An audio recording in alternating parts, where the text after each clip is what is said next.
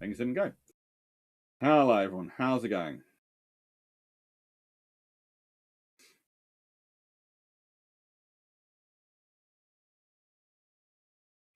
How are we all doing? Are we enjoying ourselves?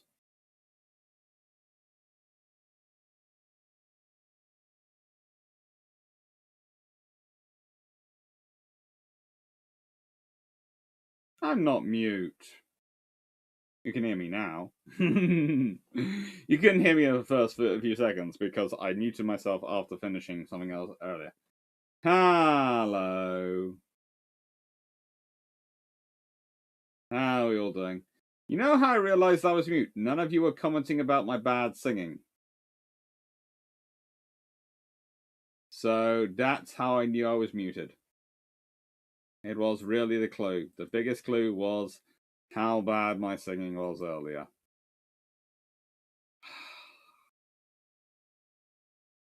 It's fun.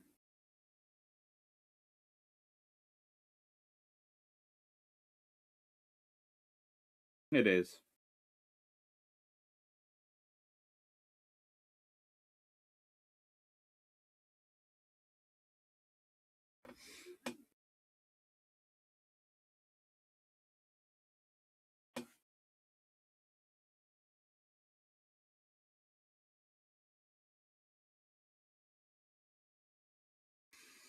So, how are we all doing today? How are we going? Ah, yes, Mark Twain's Battle. Hello, Dunrick Paul from Chicago. Hello, Dunrick Ironhammer. Hello, DG40. Hello, Peter Dawson. Hello, Knight 681. Hello, John Say. Hello, Sage. Hello, Rowan Cash. Hello, Bijon. Surgery this morning. I'm one tooth and $1,500 lighter.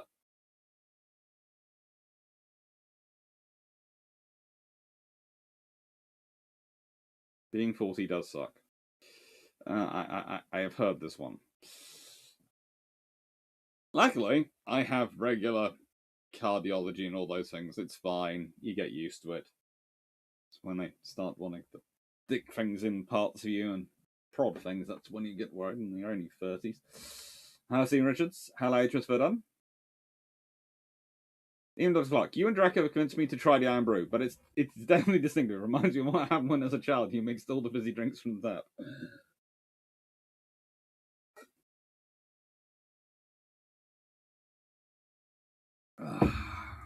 And Shiloh. Hello, Zuski. Hello, Roland Cash. Pesky bends in the river. They do happen to everyone. Let's see. You've got sound now. And hi, Seneca Nero. Oswilski. Mice are torpedo boats. Cats are torpedo boat destroyers. Little fluffs are torpedo boat destroyers. Bigger fluffs are torpedo boat destroyers. You're starting to get there. Definitely, there is a good possibility of that. Vision, what are you singing? The Battle Cry of Freedom? John Brown's Bobby Lee lies are mouldering in the grave? You'll never know now. Seneca, I just came back from the business trip into the center of Germany. Nobody understood me. Seriously, how did the PayPal thing end up? Did you get enough? Yes, I did get enough. We're sorting everything through. We're booking all the things in. It's going quite well.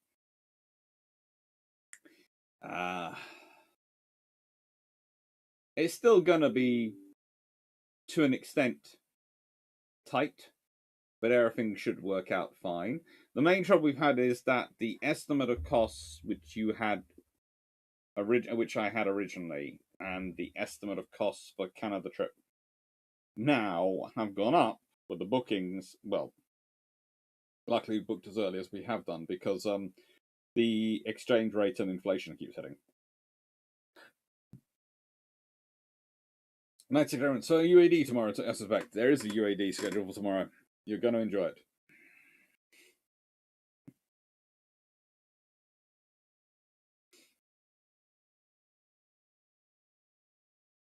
Well, I'm looking for a thesis advisor that can do the classical period, which apparently my university is lacking, which is fun. You don't have a classicist. Is there an archaeologist or something in the area? They tend to not mind wandering areas. Or a military historian. Again, military historians tend to not worry so much about the periods.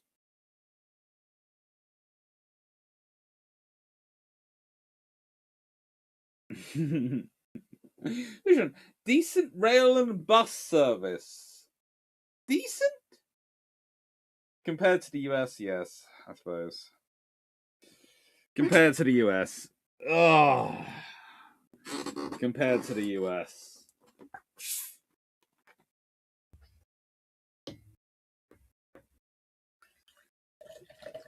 Right then.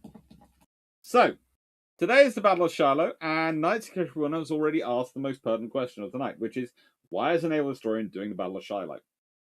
Well, as I won't get into as much in a long patrol as I probably should, because I spent most of the long patrol moaning about Halleck, and his being stupid, because he is sometimes. He's a perfectly competent general in so many ways, but just seems to have a complete blind spot whenever. He just seems to get jealous whenever Grant is involved. I don't know. And the trouble is, I find it annoying when people who are perfectly competent, and mainly because he sort of, to an extent, I suppose, reminds me a bit of me. But in that he's he comes to the military strategy, etc., to an extent, large part from the academic background. And yet,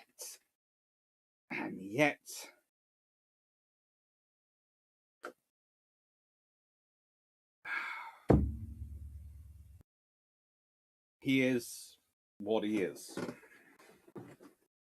Problematic. So yeah, you're going to hear a lot of sarcasm about Halleck this evening. Mostly you're going to hear stuff about the realities of logistics and the realities of a campaign. And the fact that the campaign in the West was something the campaign in the East can never be, which was a logistical actual operation. And well, ooch.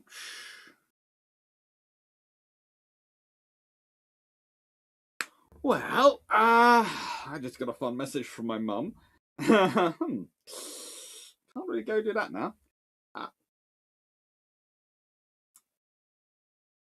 The point is, the West is this ongoing maneuver campaign where they can actually think, where they can actually do these things. And an officer like Grant, or an officer like Sherman, or an officer like Thomas could never evolve in a scenario in the East because they wouldn't have the freedom to it. They wouldn't.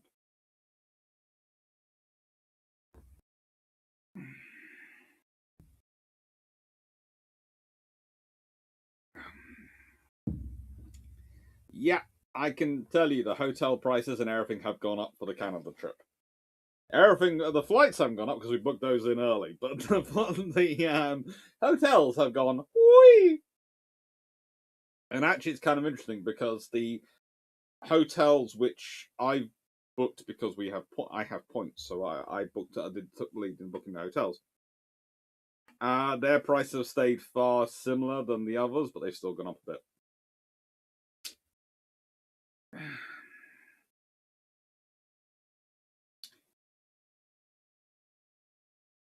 The Royal Navy were being very nosy during the US Civil War, but luckily they weren't getting involved in the Shiloh campaign.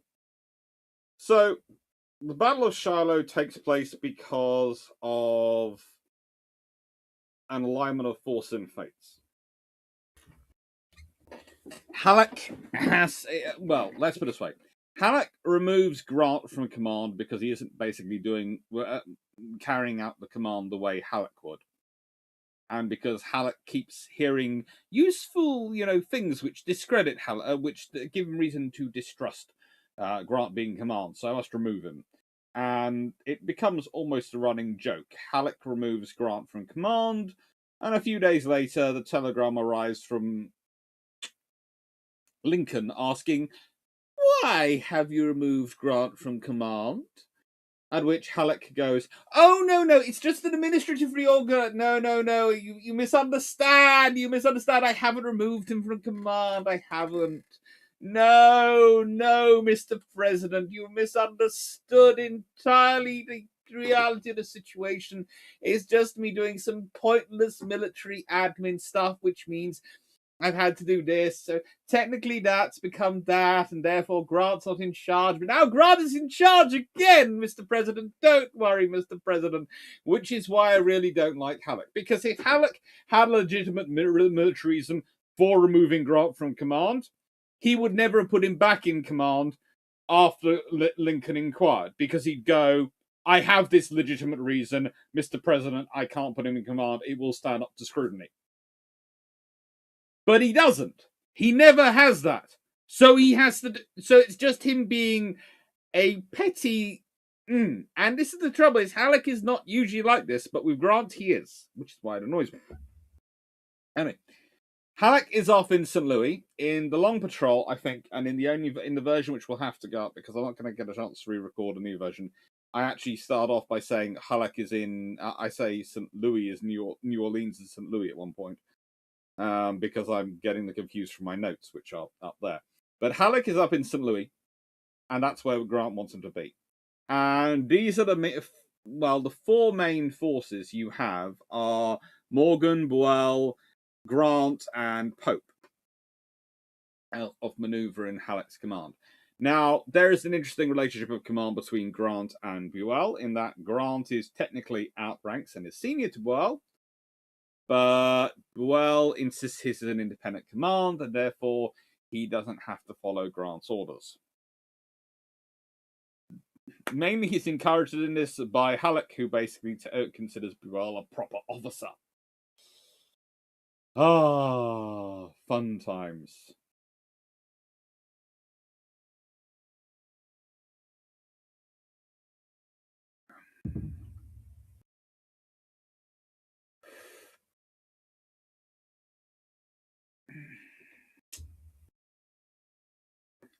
Old Richard. Winfield Scott was called Halleck that idiot.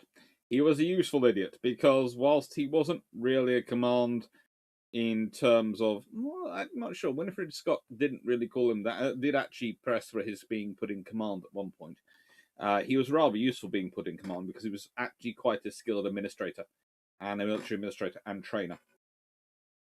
He was very good at that, and he was good at the strategy and the organization of supplies. So he's good at the logistics side. He's just terrible when it comes to this. Sorry. The first thing you notice is that everyone is following the rivers and the railroads. Now, here is something. It's the Union has the infrastructure industry that they are managing to maintain their railroads. And if at some point I call them railways, please forgive me, but I'm British. We call them railways, not railroads. Actually, technically, we call them the permanent way, but we'll leave that to one side. But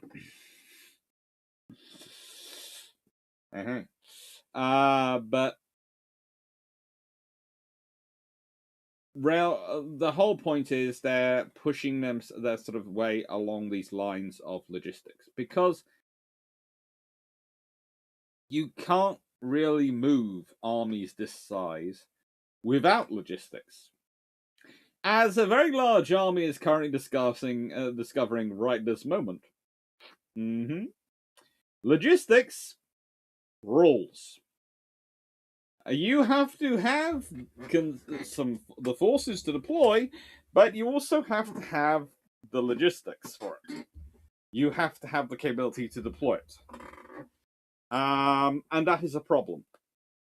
That is a problem for pretty much all of the Union. Well, how to put it, for both sides in the command. But, the Union's approach to the problem is because they keep maneuvering, it's their constant problem. The Confederates' solution to the problem is their armies don't maneuver that much. As the war goes on, the movement of the Confederate armies gets less and less and less because they can't solve that problem. Whereas the Union are constantly wrestling with the problem.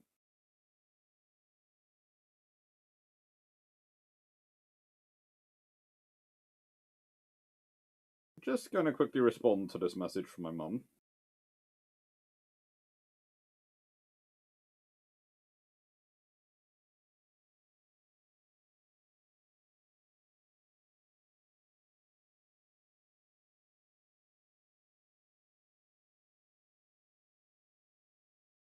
Mhm.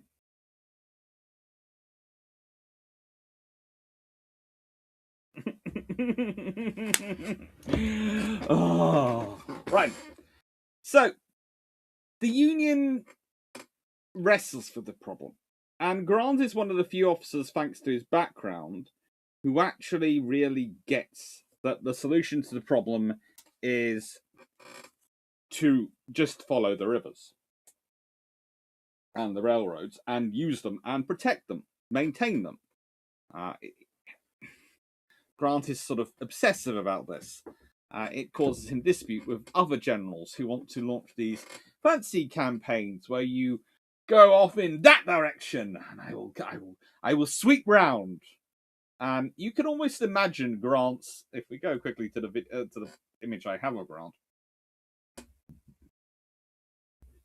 you can almost imagine this gentleman looking at you and going, "So you want to sweep an army of how many?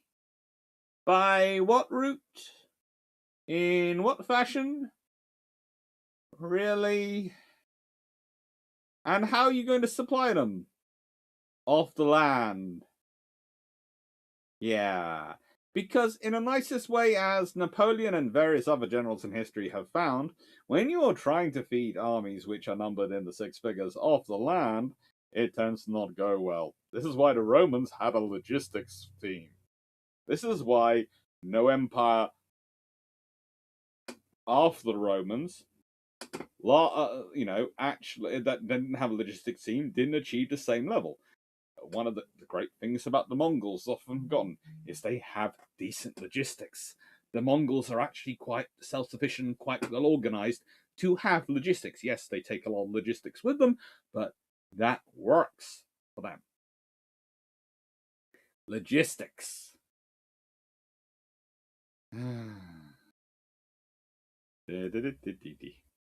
So the forces and the fates align.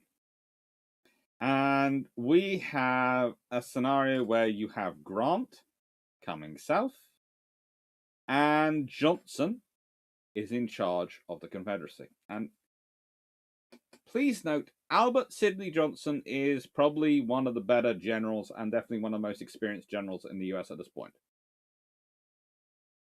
Grant is facing the experienced officers. Okay, you can say what you want about Albert Sidney Johnson.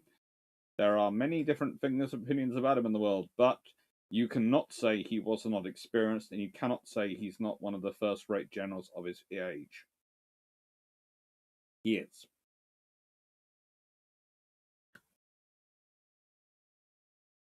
If Lincoln had had access to Albert Sidney Johnson, he would have been very, very happy. Frankly, it could have been a very interesting war if Lincoln had had access to that particular general. But as it was, he had gone with the Confederacy. He was a Texian. He was a Texan before it became part of the United States. And speaking as someone who once, for a memorable 4 weeks, had to share a room with someone who was of Texian heritage rather than just a Texan, they have this, there is the national pride of being a Texan, and there is the pride of being a Texian. And yeah, they are special. You also never hear the end of it, ever, at any point. I love them dearly. I love their barbecue. They are very nice people. They are warm. They are loving. They are kind people. But you never, if they can go 5 minutes without telling people when they first meet them, they are not. They are Texian. They're not a Texian. Yeah, that's just weird. Something's big's happened. Basically, I knew when this particular gentleman had met a girl who he really liked, and actually is the girl he ended up marrying, because he did go a full 30 minutes before he mentioned he was a Texian. He was so busy trying to ask her questions.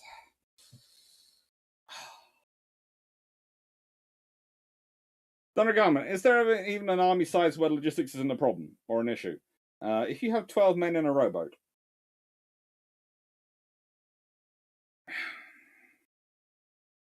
hmm.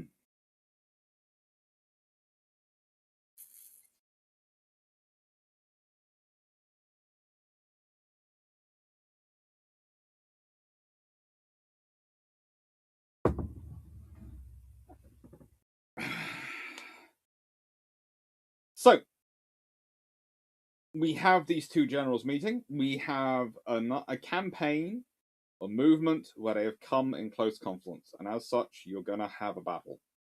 Honestly, the chance of Grant and Johnson actually getting that close and there not being a battle is nil point. Those two are going to fight.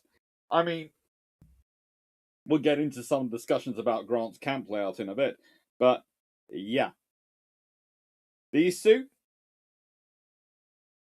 it's possibly one of the best generals who will fight for the Union. Admittedly, not at the height of his powers or the height of his respect, but certainly when he's when he's starting to warm up himself against what is arguably, and I would say, a better general than Lee. I would definitely say a better general than Lee. He gets killed, I will say that, but he's a better general than Lee, in my opinion. So let's start off with the American Civil War. Why? Well,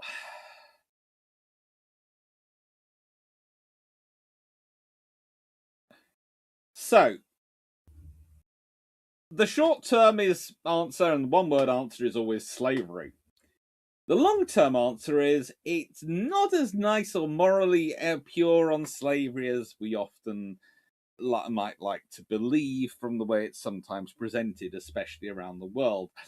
So, industrialized North, of course, doesn't have slavery. They don't. Blue states, no slave. But however, yellow states are states which join the North, but do have slavery. And red states, well, they're the ones which join the Confederacy. And the ones which are grey are mostly territories. Now, there are some issues in all this.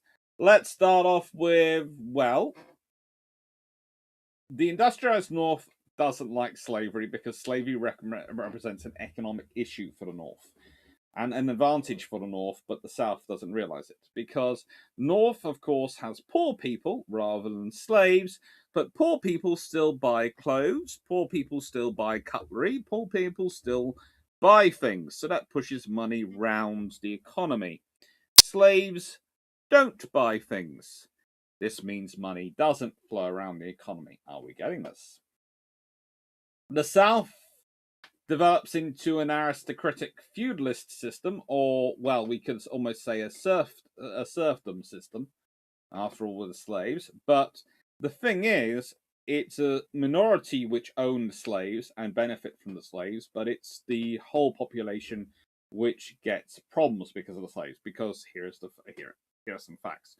If you're a rich person and you want a job being done, you can either own slaves and have them do it, or you can hire people. Who's going to cost you more? Well, people who you hire are going to want enough money to be able to feed themselves, their family, put clothes on their back, all those things. And actually, when I say feed themselves, they're going to want to feed themselves a goodly amount of food. Whereas slaves, well, it's a one-off cost. You put them in housing which they will maintain themselves. You give them barely enough food, and who cares if they're clothed or not? That's the problem. So it undermines everyone. However, the trouble is these economic issues start to grow, with the South not really understanding why their economy isn't growing as fast as the North and keep putting it down to evil practitioners of everyone else and not realizing it's because the basic thing is the North has more consumers than the South does. It's the early origins of capitalism, where you can say that the Confederacy is really stuck in a sort of mercantilist era and the North is moving into a capitalist era. And this is the economic issues which are slowly driving a wedge between the two groups. And it is caused by slavery in part, but also it's caused in a sort of an adaptation in view of industrial and development. And there is also another problem which carries on, which starts to cause an issue. In that, if you have slaves, you need to have a large standing army, because slaves might rebel and kill you in your beds. Can't think why. There was someone interesting here recently who basically said, well, you need a certain number of troops in the rear to support the troops forward and sort of maintain the supplies come through. Quite correct. Unless, of course, you have slaves, in which case you need even more troops in the rear, just in case the slaves rebel. It's just fun. Anyway.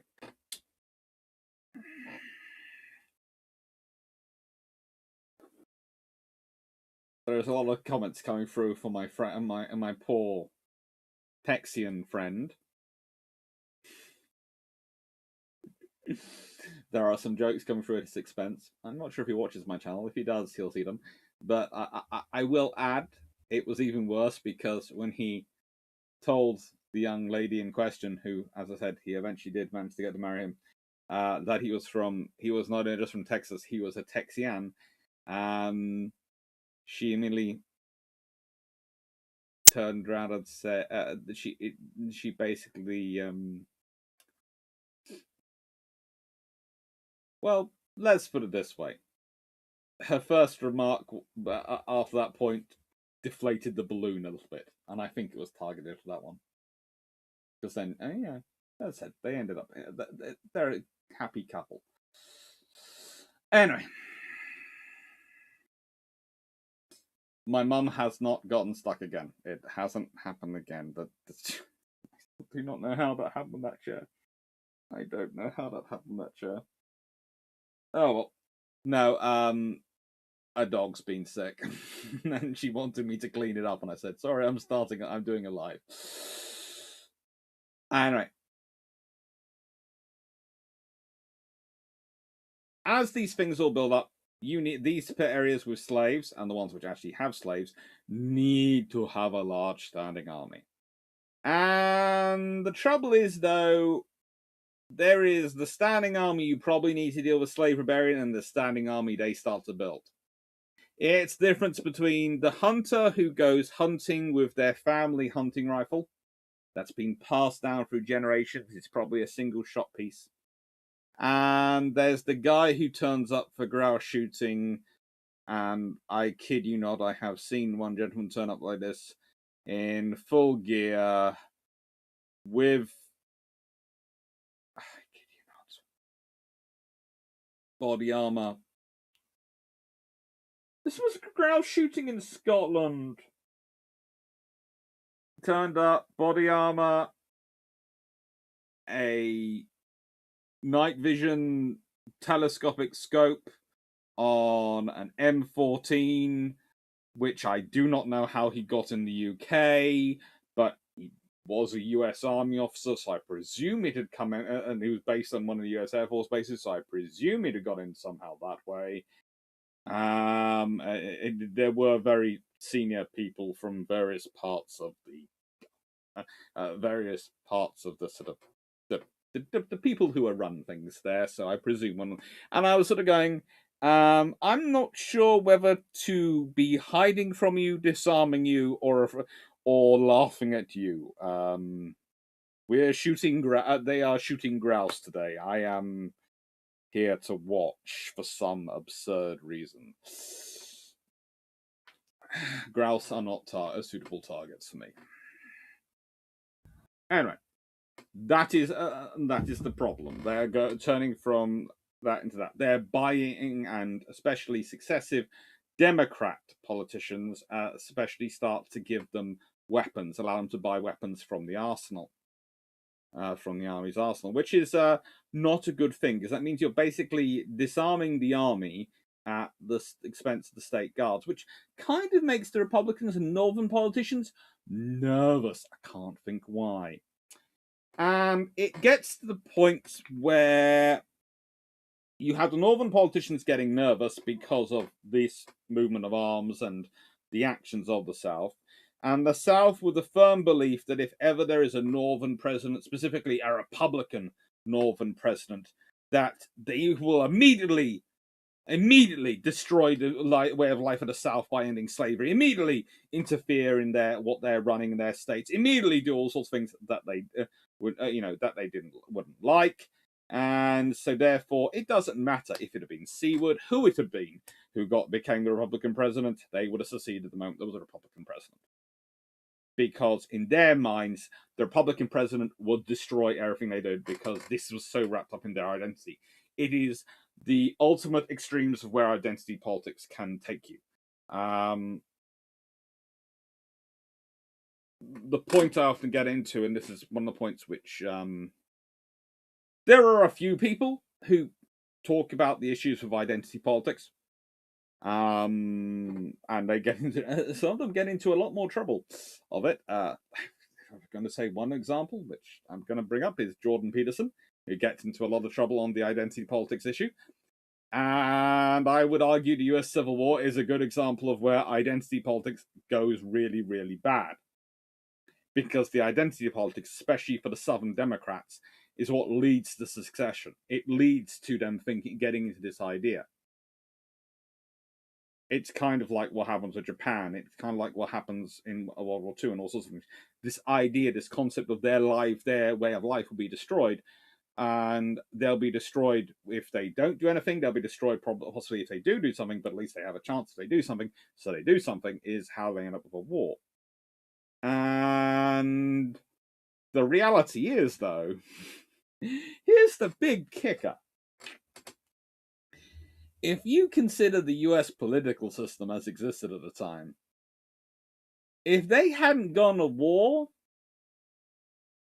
the odds are it would have taken, another 100 or so years, possibly, for them to actually get rid of slavery. I mean, the way the US political system was working on it and was so slow dealing with it, Lincoln, no Republican president, would have ever had the ability, the power, the security in the House, in the Congress and the Senate to actually push these things through to do it if it hadn't been for the US Civil War. So, starting the war is what takes them out.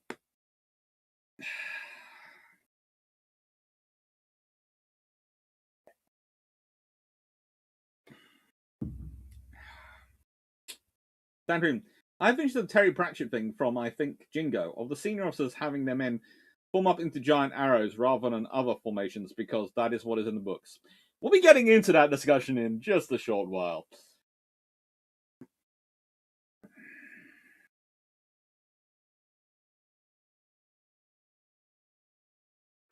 Hello, Yickers.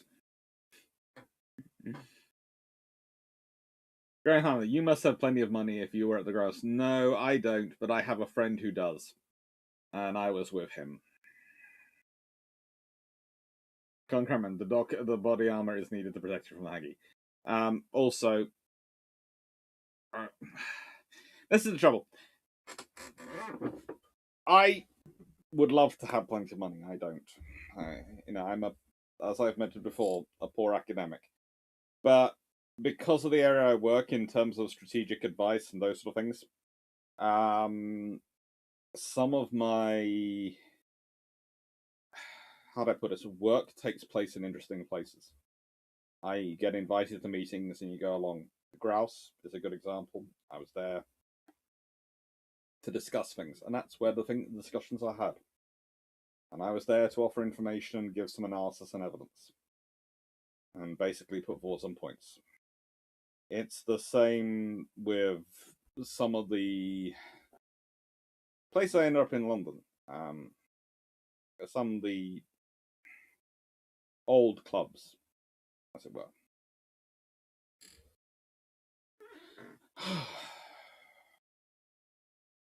One good thing about COVID is it's meant I haven't had to go to these places that often. Now COVID is over, I'm actually going to have to get the wardrobe up again. Oh, which means I'm going to have to find some money for it. I'll leave that to one side.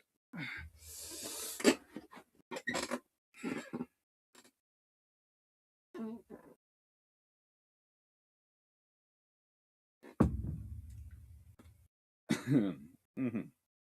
So, Scott's Great Snake, and this is the ultimate example of why there is so much an issue, because, and why this sort of, why, honestly, their paranoia would have been better spent actually investing in some industry.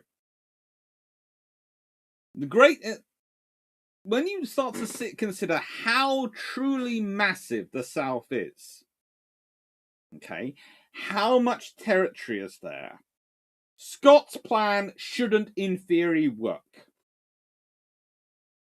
Okay, they should have some form of internal logistics. They should have some industry. They don't have either. They have virtually no railways running east to west that they can join up. And besides, when the war starts, they call up all the people who maintain the railways into the army, and a lot of them get killed. It's just basically, this is the problem, and we can go back to it in terms of slavery. If you are rich and you don't have to worry about labor, because if it dies, it don't matter, and you don't have to pay, you're not paying a wage bill, you don't worry about things like infrastructure, speed of movement. It doesn't matter to you, especially not in an agricultural-based economy and a resources-based economy where you're just sending out a flow of resources. You're just extracting money from the basis methodology you can. And this is not saying farming is easy. This is not saying mining is easy. This is not saying any of those things are easy. But in raw materials terms, the South is rich. But the trouble is, like another country we can think of today, just because you're rich in raw materials and you can export them to everyone, doesn't mean you have the things which go with that. They do not have the industry. They do not have the infrastructure. They do not have the economy to sustain the war. They really don't.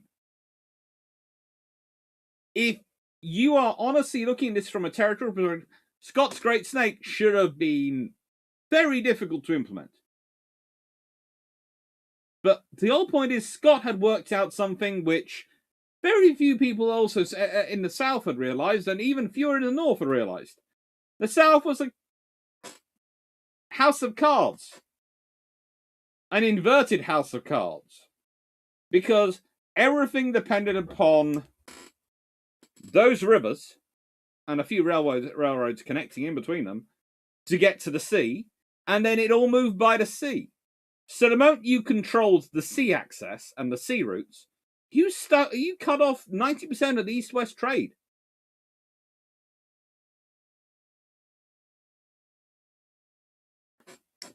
The American Civil War, one of the great maritime wars of the world.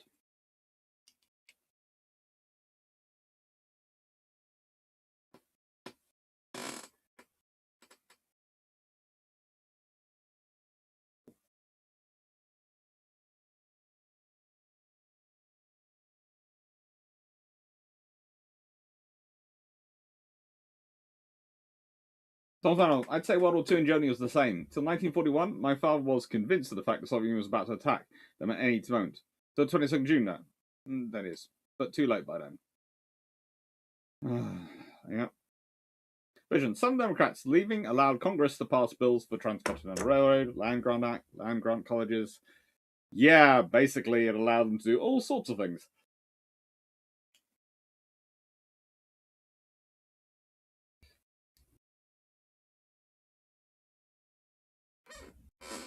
I'm fairly sure there wouldn't have been a grouse if he'd actually managed to hit one, but that was the most disappointing thing of the entire day, watching him consistently miss. He had all the gear and all the accuracy of a...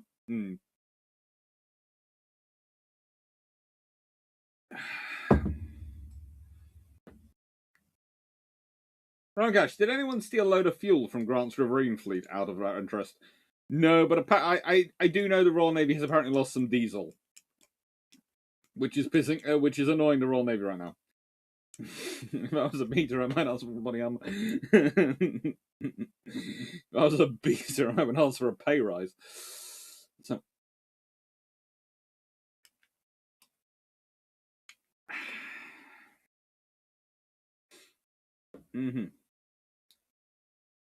No, slavery doesn't allow for specialization amongst workers. No.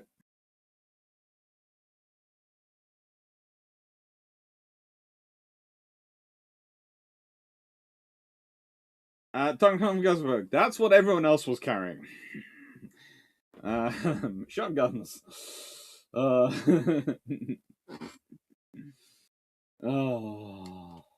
God, that was just worrying.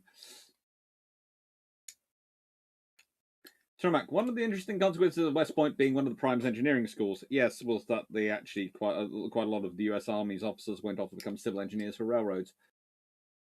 And yet, even though they had a number of railroad executives in their army, the Confederacy still didn't understand the value of a railroad.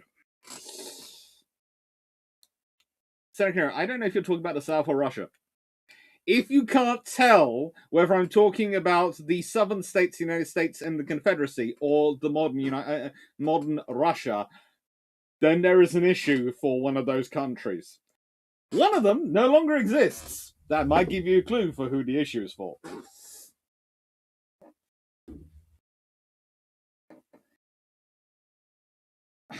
Hi there, Christmas. Hi, Steve Winnish. Oh,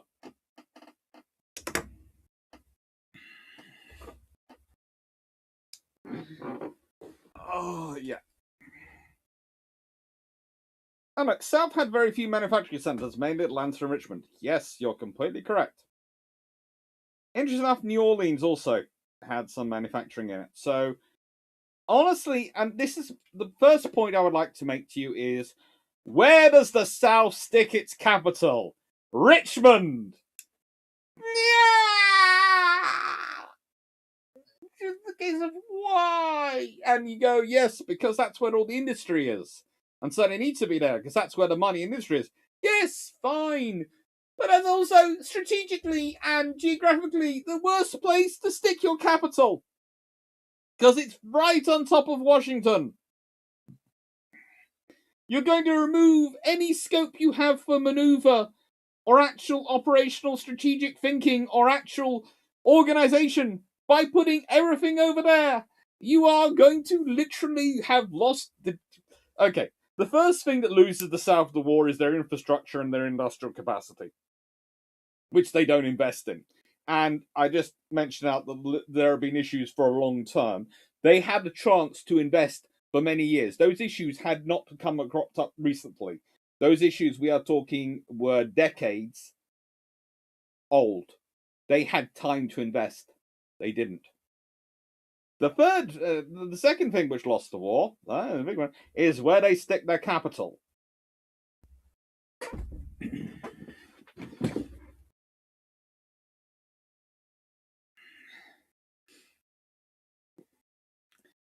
So, let's do the War of the East. And earlier, someone did the whole Terry Pratchett line where there are some generals who honestly believe that what you do is you form your armies up into those little arrow things as they show on maps, and then you attack like that.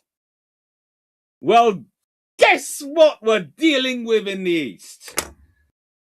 So, this is the War in the East. In fact, this is not just the War in the East so far. This is the War in the East of the entirety of the American Civil War. Forward to Richmond! Onward to Washington! Yay, bash! I'm sorry if that's a lot of thousands of lives lost, and that's making it stupid. But it's not the people dying that annoys me. It does annoy me, but it's the people dying because the people in command are so stupid. Because the moment they get in there, they just go, I know. I will do a coup de man, a coup de grace, all in one, and I will be the glorious victory. I will be the new emperor. I will get the golden laurels. I will be the king.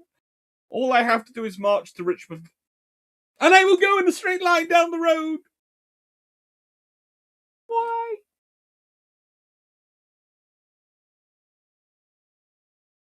Why? Why? Why? Okay, so here is the small point. Just the small point. You put your capital in Richmond, their capital is in Washington. There is a straight line between them. So your people are going to think, we go straight line, we take Washington, we win war.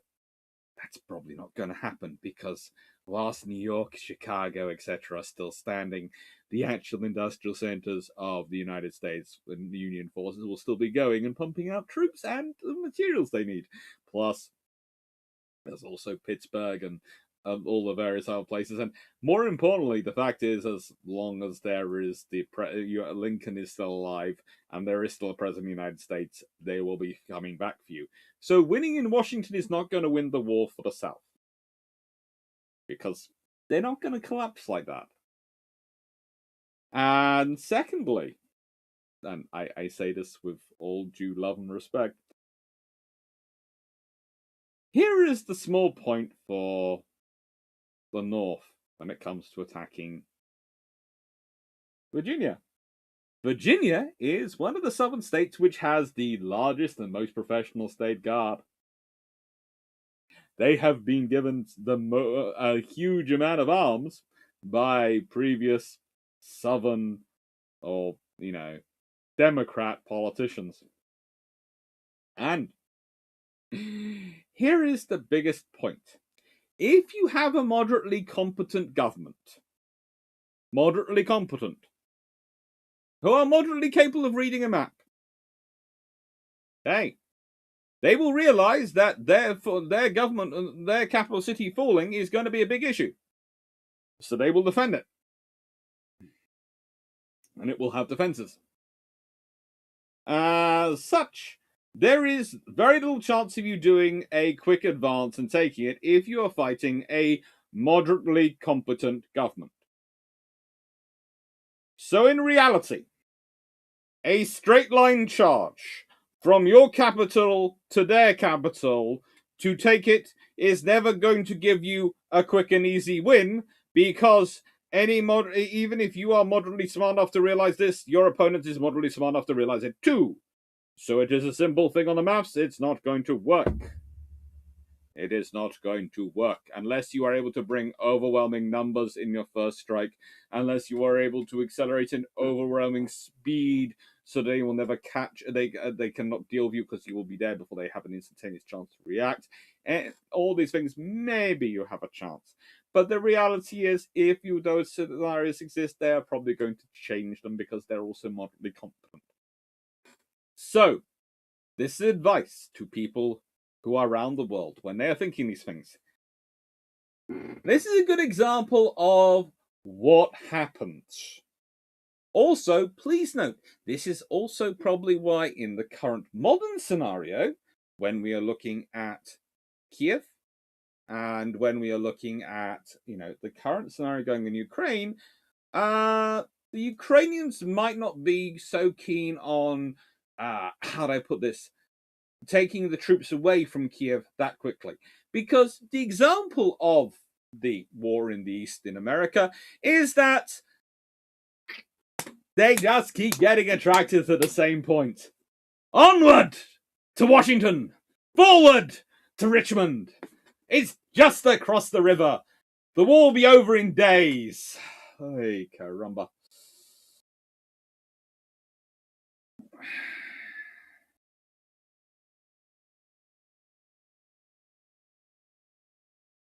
Oh. So there was also no standardization railroads, among many issues. There's a good YouTube video also on the issues Lee had in his army in terms of gentleman's thinking among the soldiers. Oh, yeah, there are all sorts of fun things going on. But to be fair, on the gentleman's thinking, the Union was not without that as well.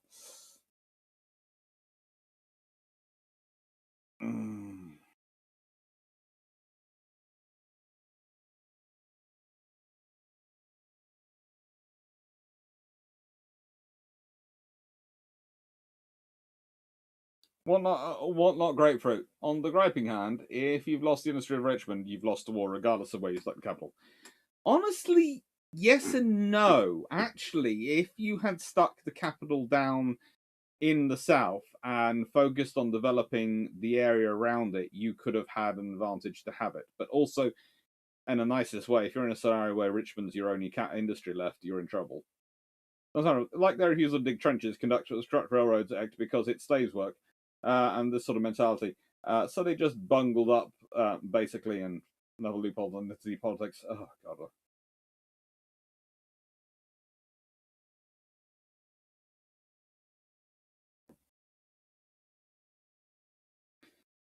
Oh, are you talking about McClellan now, dear Doctor? No, there are whole loads of generals on this list who would fit in command in the East who would fit that.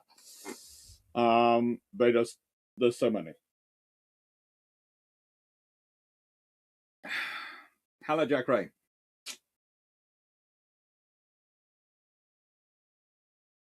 Diggers, the memoirs of Colonel John S. Mosley is one of the best personal combat action accounts. Well, read it's fantastic. Spoken word version is on the tube too. Yep.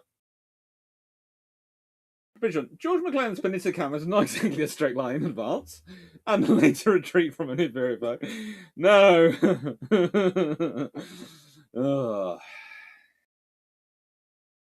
Yeah, and as you pointed out, until Virginia succeeded, Mobile, Alabama was the capital, which was probably a better place to put it.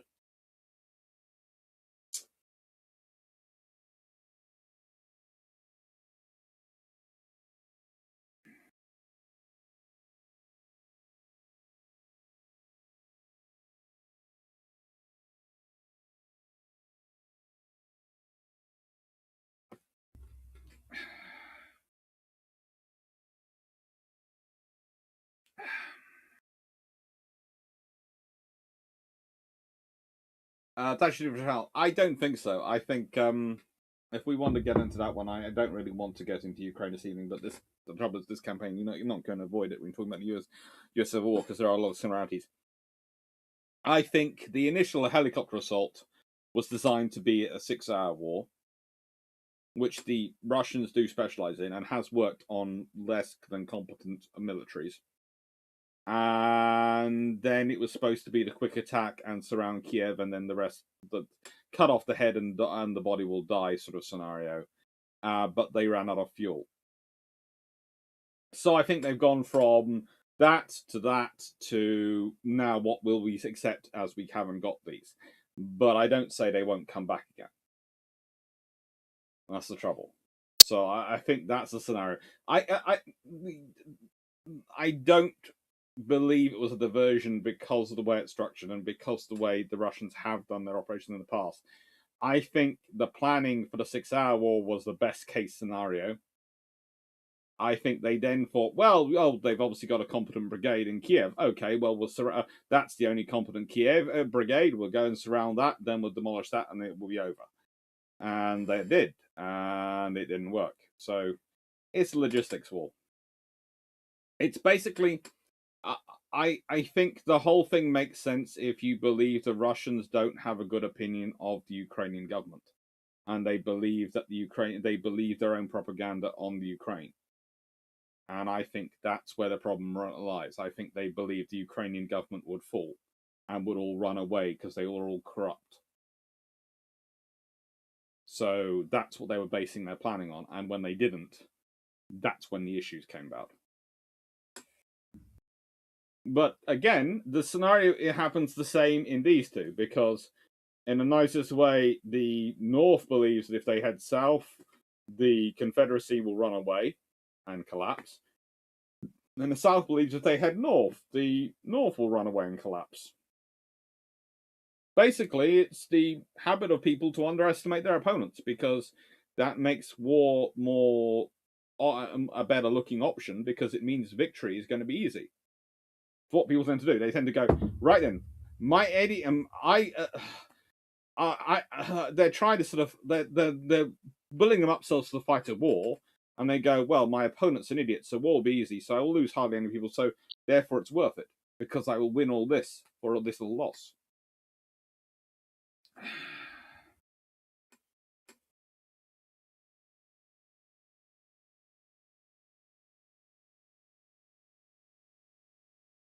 Richards. Apparently, little known fact about 54,000 Canadians fought in the Union War, about 6,000 for the Confederacy. It's a memorial saying it. It was taught that in school.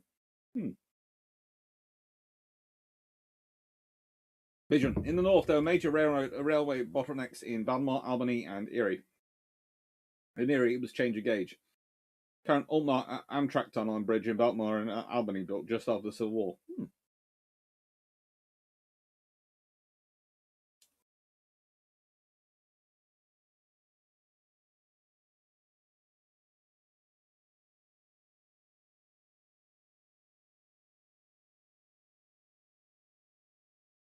It's good as go. Did any opportunistic foreign governments ever consider invasion of the US while the Union Confederacy were fighting one another? Not really. The French invaded Mexico. The French invaded Mexico while it was going on because they could, because the US was busy, and the UK basically was. There was the Trent affair and a couple other scenarios which got very, very testy. But basically, the UK didn't want to get involved because they didn't like the issues. They were quite happy to let the two beat each other up.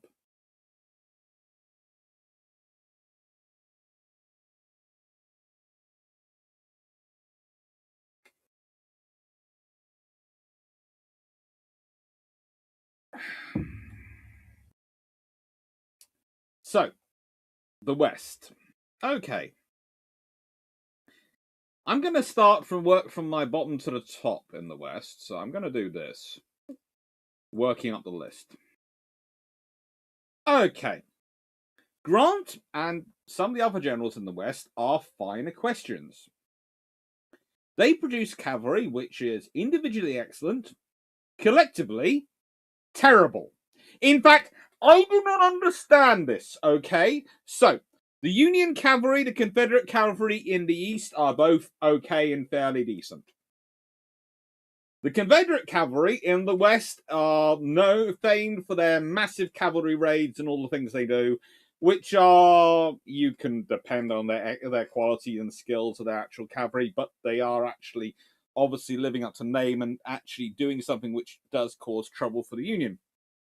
The Union cavalry in the West, okay? Cavalry which is actually recruited from places like Kentucky. And I am looking at Kentucky because I have family who live in Kentucky. And in the nicest way, you claim you're naturally born. You claim you're born in the horse. Seriously. Kentucky Derby, all the races, all the things in Kentucky, and yet the cavalry you produce is atrocious. Seriously, the generals of the cavalry in the West are just terrible. It is a war of maneuver, and the maneuver element of the armies, the cavalry, just seems to be what happened to you. They are fine officers, right up until the company commanders, excellent. And then the majors, colonels, generals, it seems as the higher they go, the less and less they're able to actually to understand cavalry. But they do have the benefit. They don't have Richmond or Washington. So instead of having to go in straight lines, you see this develop. And this is there is a sort of a lot of movement going on and a dividing of, and this is what the point is. The whole point of the campaigns in the West are to cut up the Confederacy into strips that can't support each other. And this is the problem with having your capital in Richmond. I know industrially, economically, it makes sense. That's where you've got to be because that's the supply. But you can be cut off there from everywhere else. In which case, you are no longer the president of the Confederacy. You're the president of Virginia and its associated territories. That's the problem for Jefferson Davis.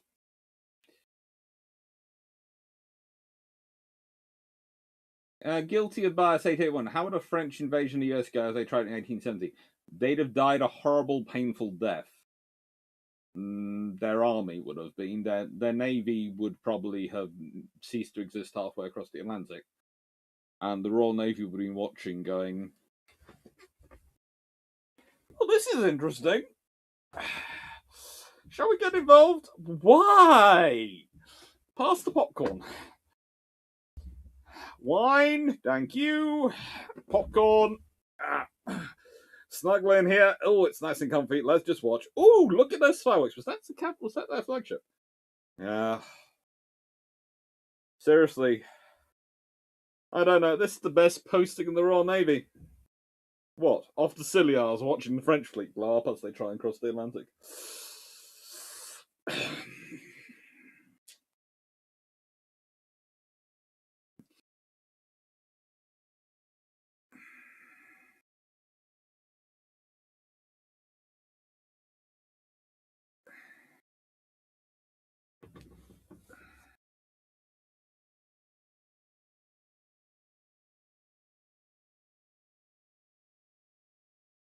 Mm-hmm. And General Grenville Dodge, one of Sherman's corps commanders, became Civil Chief Engineer of the Union Pacific Railroad. Mm-hmm. Vision. Of course, the US today is struggling to replace our Civil War era infrastructure. Well, at least you're replacing Civil War era infrastructure. We're still trying to replace Victorian, which is probably not much different from the same period.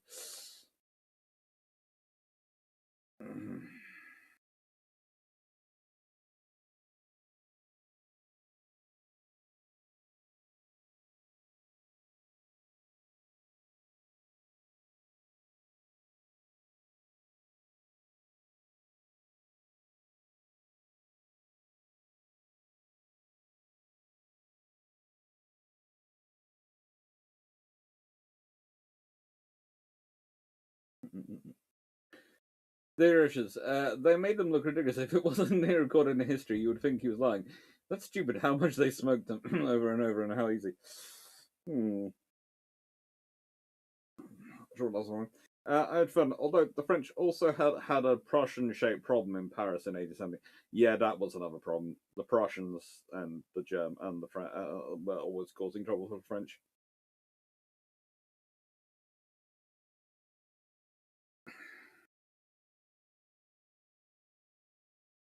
We're not getting into General Kilpatrick again. I've discussed him before. CG Dogs. I live up the road from Columbus and outside Columbus. They have a couple of links of a giant chain the South strung up across the Mississippi to stop river traffic. It was a huge friggin' chain. It was. It worked until it was cut.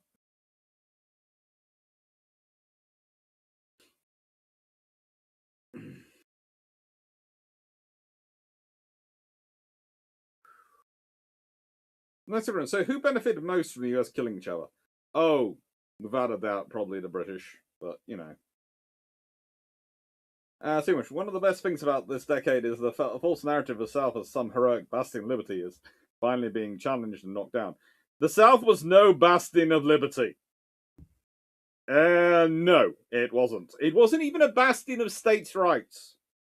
Look at the laws the Confederacy was introducing to try and run a war. And this is the thing: the states had more rights before the Civil War because during the Civil War, both the Union and Confederacy had to introduce stuff to get control the states to fight the war. This is the problem. You know, everything they supposedly were on the side of protecting fighting was made worse or actually ended by them actually having a war.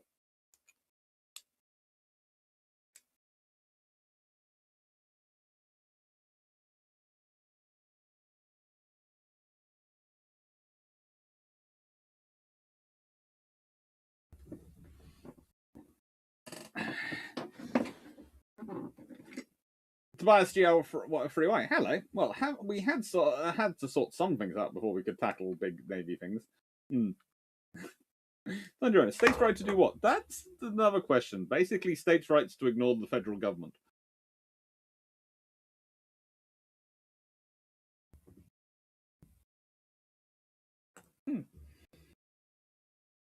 Anyway, so now let's get into Grant's philosophy of camps. And here is the point.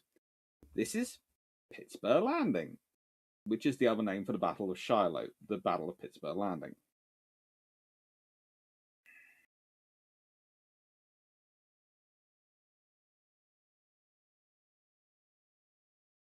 Grant is an interesting commander in that whereas many of the West Point graduates, and this is one of the problems of Halleck's problems with Grant, the moment they get up to a camp, they have their troops start digging trenches.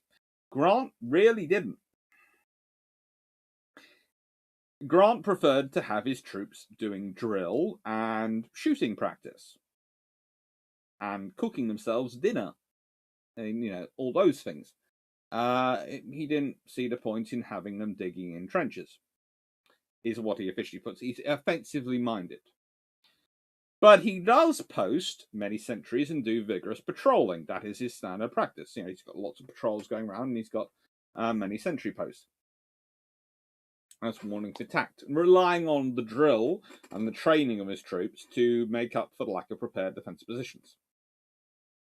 Now, again, the amount of accounts I read of this as being ego and various other things are quite legendary. But here is the point I would make. Grant is a graduate of West Point. Grant is an experienced military officer. Grant knows that in a maneuver campaign, which is what he's definitely seems to be building up the fight, speed is what matters, movement. So, what is his problem? Well, your problem in a maneuver campaign is enemy in defensive positions. Once they're in a prepared position, they're very difficult to get out. And so you have three options when your enemy are in defensive positions when you have to deal with them. One, you go round them, which is fine, apart from if they're controlling rivers, etc., which you need for your logistical supply, you need to take them. Two, right then you have to siege them, which is going to take time and probably will lead to a bloody assault in the end again. And that is not me doing a swear word. That is me saying it will be very bloody. There will lots of people die on both sides. That is what happens in assaults. If you want to look at an example of that's outside the US Civil War, might I ask you to go and have a look at the Peninsular War, where basically Wellington absolutely hated every single siege he had to do because the amount of good troops he would lose, bringing the siege to an end. Three, you get the enemy to come out and attack you. Now, if you are fighting General Beauregard, that is unlikely to happen because he's obsessed with engineering and artillery and is never going to lead with a prepared defensive position in his life. However, if you are fighting someone who is either an idiot or is someone who's very competent but aggressive, they are probably going to come out and attack you. But they're only going to attack you if they think they have a chance of winning. If you have a prepared position, they are never going to think that. But which is better for you, to defeat the enemy in the field or to have to lay siege? If you have to lay siege, that'll take weeks, if not months, to break them and then take their position, and will cost you time and lives and money. All of which things you don't want to expend if you don't have to.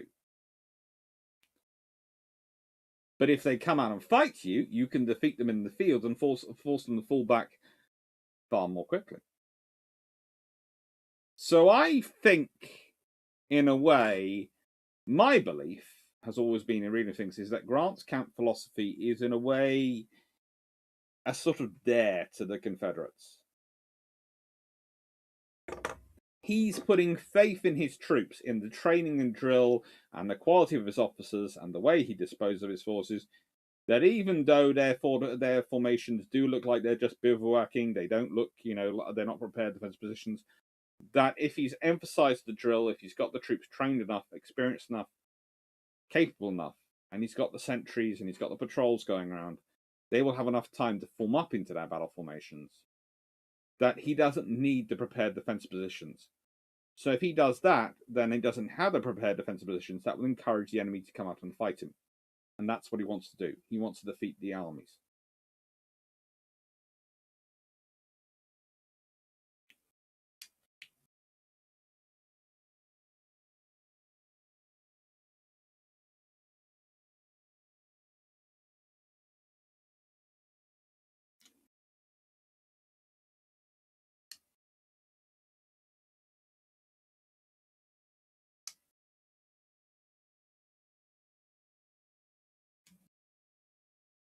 And look, Grant and Sherman were two of the very few generals on either side that believed it would be long more. Both were considered crazy. Giddy Bass 881. I went to Shiloh several years back in late winter. One thing that I'll never forget was how the mud got everywhere. The red mud was impossible to get off my socks. Yep.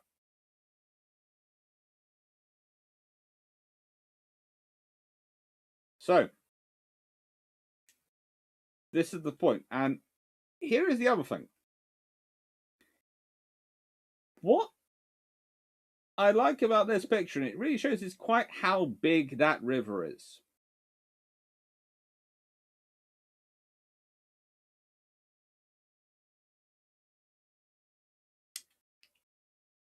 There's a lot of maneuver space in that river.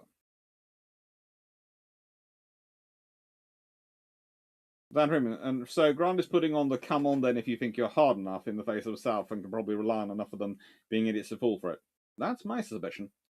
But it sounds rather nasty to say that, so I don't think anyone actually, or Grant ever wrote that himself, but that's what I think looking at the things. H. Verdon, it gives you a chance to win decisively in a few days, as Grant is reported to say, lick 'em tomorrow if the enemy attack goes well. Yep. Also, troops that have actually eaten something warm will tend to fight better. And who haven't worn themselves out digging trenches into soggy mud.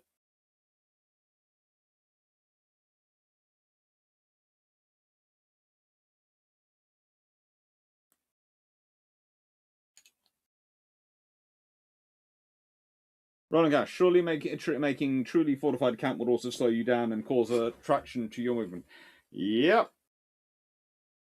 It's Pittsburgh. Pittsburgh landing.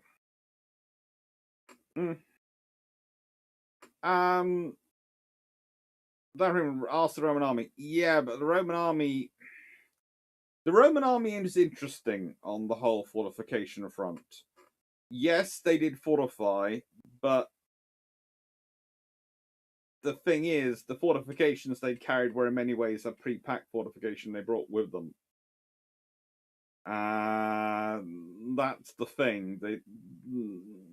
If you consider pre-packed fortifications, then yeah, lockdown, trees, etc., those sort of things, yes.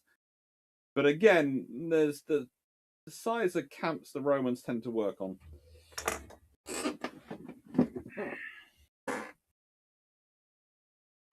And it's a sort of different philosophy. So, your commanders are, well, Arrow said, I'm going to start off with Sidney Johnson. Albert Sidney Johnson. He had fought in the Black Hawk War, the Texas War of Independence, the Mexican-American War, the Utah War, and the American Civil War.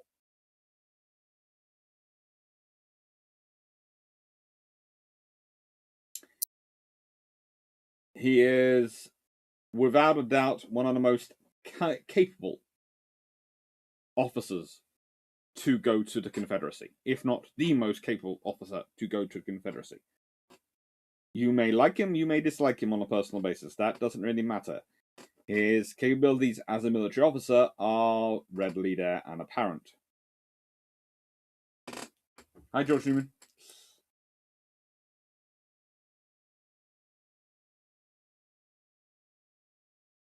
His years of service, extensive. He'd been in command of the 2nd U.S. Infantry, the 6th U.S. Infantry, the Los Angeles Mounted Rifles, the 1st Texas Rifles, the 2nd U.S. Cavalry, Department of the Pacific for the United States, the Army of Central Kentucky for the Confederacy, the Army of Mississippi for the Confederacy, and Department 2 for the Confederacy. During the Mexican-American War, he fought at the Battle of Montanari and the Battle of Buena Vista. He fought, as said, in the Utah War, and, well, this is a very experienced, very capable, very competent general.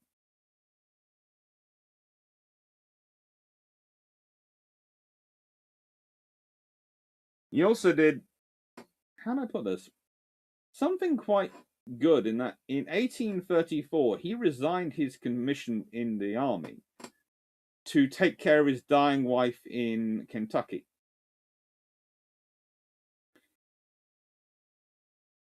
He then went on to serve as Secretary of War for the Republic of Texas from 1838 to 1840. And then again returned to Kentucky. Married his dead wife's first cousin. And returned to Texas.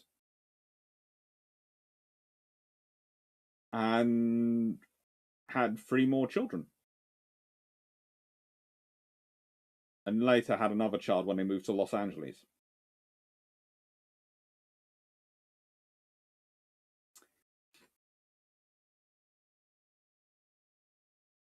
Everyone, don't forget that these rivers have been dammed and improved for navigation since the 1860s. Yes, they have been, but this particular spot was always fairly good.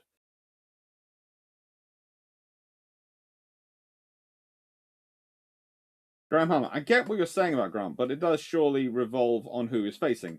I would do the same if it was Lee, more than likely. In fact, honestly, Lee and Johnston, he would probably do that for. And in fact, Lee, he would probably be sure wouldn't come and attack him, but Johnston, he hoped probably would come and attack him. If anyone's going to attack him, it's going to be this guy. He's capable, he's confident in his capability, and he's aggressive. And he knows that this guy's only got more and more reinforcements coming for his way. He knows Buell's coming. He knows there are other units coming. The numbers are never going to be in his favor, but an early strike to take out Grant or Buell, whichever one he gets to first, if he can take one out, he can then maybe take the other out. So that's the thing. That is his only chance with his army. Because he has roughly 40,000 troops in his mobile army. Grant alone has 45,000. Buell has about another group at about the same. And then there are more coming. There is no way Johnston thinks he can win against 90,000 troops who mostly have already been blooded, who mostly have already fought battles. So his only chance is to try and take those armies out individually. And I think that's part of Grant's gamble.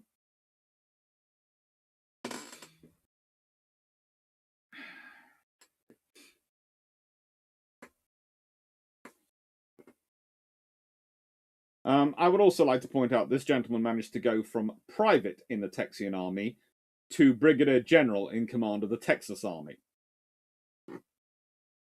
in the space of roughly over a year. That's quality.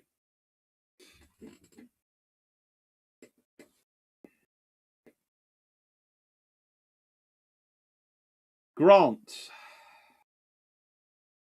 I have a lot of respect for Grant, and I think he is, again, one of the best generals which the United States Army has ever been lucky enough to have. And also points out that he knows Johnston because they fought in a lot of the same wars together. Not definitely in the same commands, but close enough that actually Grant probably has an understanding of Johnston, but Johnston probably doesn't know much about Grant. Because if we consider it, he served in the Mexican-American War, and he was commissioned at the time watching the Texian Wars, watching those wars going on. So, yeah.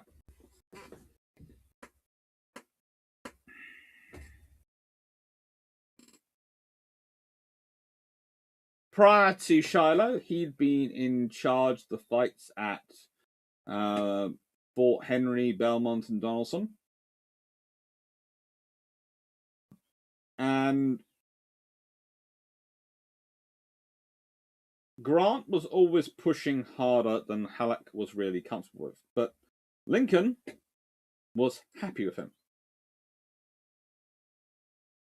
And that's Grant's greatest luck. That a man who's never met him, has no knowledge of him personally, but all he cares about as president is, are you a general willing to fight, and are you winning battles?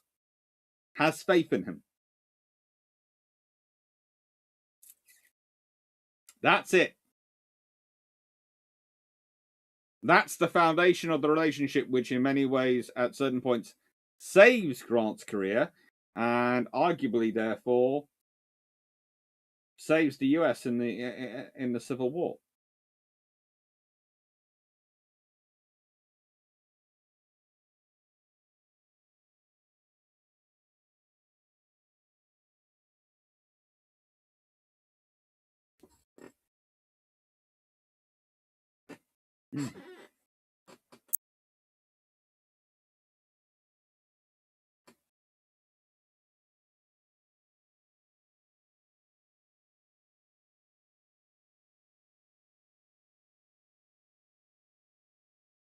If I'm getting abutments, I could do that. Stockades.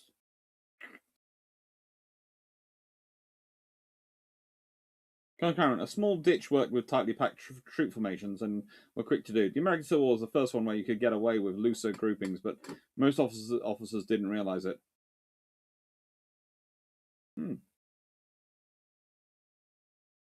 Oh gosh, I love the contrast in those two pictures. Full dress uniform with good gold frills versus General Bad Boy. That's a painting, I think. I think from memory when I got it. It was a painting of him. I do have some of the pictures from him, but he is...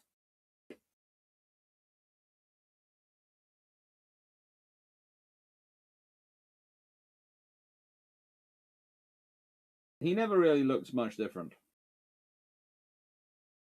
Although the picture of him from when he's commander of the Department of Utah looks practically fierce. I do have that picture. I'll bring that up as well.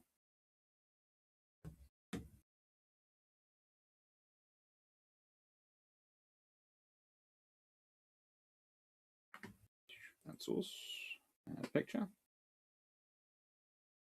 I chose this picture mainly because the other picture because it came in at the right size. This one is a different shape, so it didn't fit. But this is the other picture I've got of Albert Sidney Johnston. I'd say they look roughly equivalent to me in dangerousness. This is the aristocratic, to an extent, Texian danger.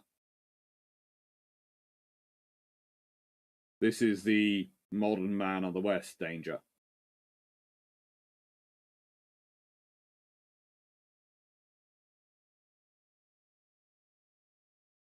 Courage 126, Grant v. Lee. After the first day of the wilderness, Grant replied to his staff that was panicking. Stop thinking what General Lee is going to do to you. Think of what you are going to do to Lee.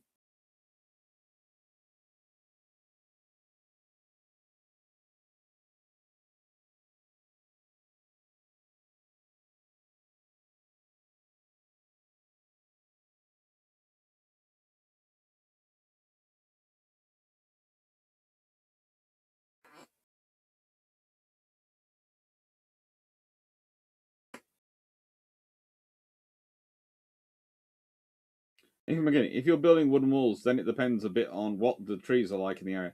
Are the trunks and branches fairly straight? How big are the trees? How wood or soffit? Yep. There are all sorts of issues. So, the Battle of Shiloh begins. The Battle of Shiloh begins at roughly 6 a.m. in the morning, although we're talking about some of the bits in a sort of bit of a different order. Because I tend to talk about this the night before and then get into the discussion of the battle. Grant famously telegraphs a message to Halleck on the night of April 5th. I have scarcely the faintest idea of an attack, general one, being made upon us. We'll be prepared should such a thing take place. Now, this is usually used as a sign of Grant didn't know what was going. Grant was not Grant didn't see this attack coming. That Johnson had pulled off a massive surprise. There is that possibility, and I do think there is a bit of a surprise in the actual date that Johnson gets there. I think Grant was thinking he'd be about a day or so later. But I think Grant also was thinking that if he told Halleck there's a battle coming, Halleck might come down himself, and he didn't want Halleck coming down, so you know what they say. Don't tell the commanding officer exactly what's going on. He might actually turn up and try to take command. And they didn't want that. Grant didn't want that. It might have been useful for dealing with Buell later, but not really for Grant, because of course when Halleck does eventually turn up, he appoints Grant his second in command and tries to take command of everything. And eventually, the only way he found to get rid of him is to promote him away to go off to do Central Army command stuff.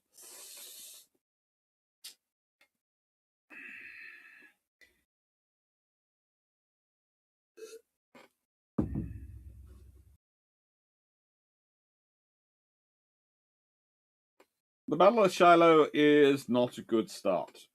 It's not a good start for anyone. Johnston's plan, if you can say it's a plan really, is to separate the Union Army from its gunboat support and the Tennessee River and drive it west into the swamps of Snake Oil and Owl Creeks. Why does this matter? Because Johnston realizes the same thing Grant does. As long as the Union Army is connected to that river, they can get resupplied. And as long as they can get resupplied, they have tomorrow. Because that's the other thing. You have Grant's disposition of forces, but he also has a division of his own under Lew Wallace up above him in the north. He also has a division of Buell's army under Nelson just across the river, not far away. So he has resupplies, which he knows about, which Johnston really doesn't know about. Johnston's plan is to try and push the army, and he's going to try and push basically Grant's army in that direction. He's got to take it round and push it.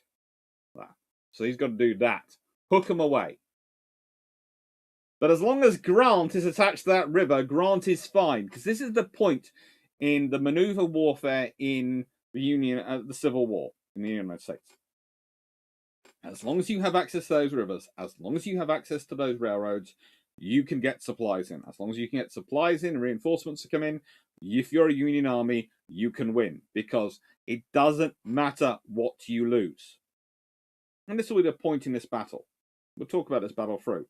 But at the end of the day, the next day, the Union forces will have, thanks to reinforcements, 45,000 troops ready to put in the field. Wounded, everyone, doesn't matter. They have 45,000 troops ready to put in the field at the beginning of the morning, and by the end of the day, they have even more troops. And they're the 7th. That's today. On the 6th, though, on the 6th, the Confederates start out with 40,000 troops. On the 7th, the estimates run from 20,000 to 28,000 troops they have left able to fight. So they start out 40 to 45. The next day, it's that the Confederates have been the Union has been reinforced. They're already back up at 45 by the morning. They're up at nearly 70 by the evening. How is the Confederacy supposed to fight that? They're not going to. They can't. But here is the reason why I'm highly suspicious about Grant being surprised about this attack. It took Johnson,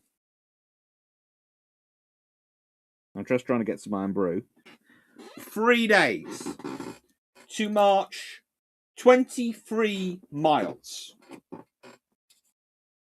because of rain for 48 hours, which is another reason not to dig your troops in, because frankly, digging into the mud of the Shiloh area is not a good idea.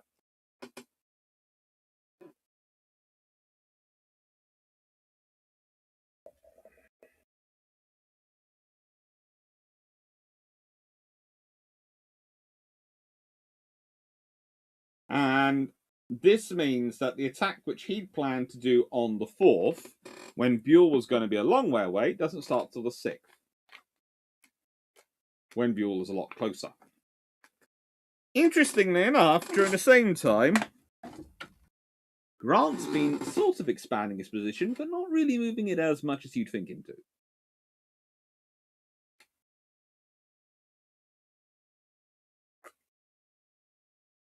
Also, during the Confederate march up, there have been skirmishes between Union scouts and Confederate scouts, with both sides taking prisoners. And the Confederate troops were making a lot of noise as they prepared to attack, and playing their bugles, pounding their drums, and discharging their muskets, hunting for game, while they were preparing for his attack.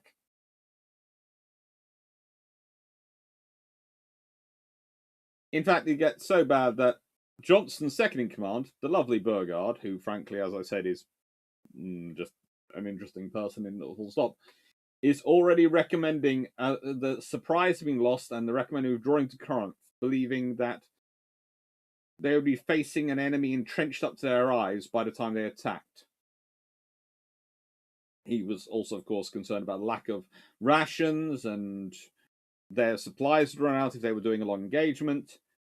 And Johnston again refuses to consider retreat, because Johnston knows his only chance to defeat these armies is if he can defeat one and then the other. The moment Buell and Grant join up, he has no chance.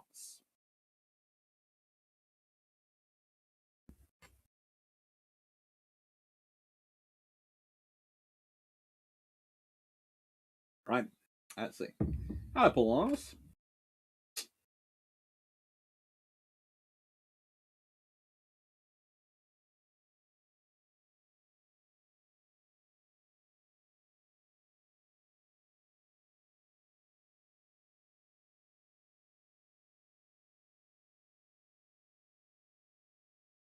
Mm-hmm.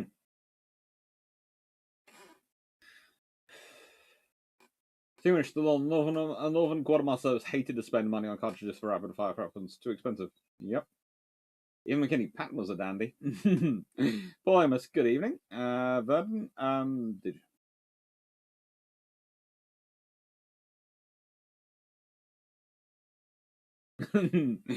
yeah, there seems to be a running theme about not a so-called not gentleman. There's an anecdote about Wolfe being called Rabbit and Pitt the Elder saying he hopes he bites the other generals. To be fair, I have to say, in the Anglosphere culture, it's kind of like in Roman culture. There's a tradition whenever a new general comes to the, oh no, they have the previous general hadn't done the proper rites and the proper rituals in the temple, so we must redo all these things. We must redo all the rites, all the proper sacrifices have to be made to the gods, and then we will win. And with the West, with sort of the Anglosphere historical sort of narrative of generals, a good general is a good general who is actually fighting and aggressive with his enemies, regarded as not being a gentleman. Even Wellington has this accusation thrown him, and let's be honest, that is Arthur Wellesley. Calling him not a gentleman is kind of interesting assessment. But this is a reality in the sort of the culture we seem to have inherited and somehow developed. It's a trope.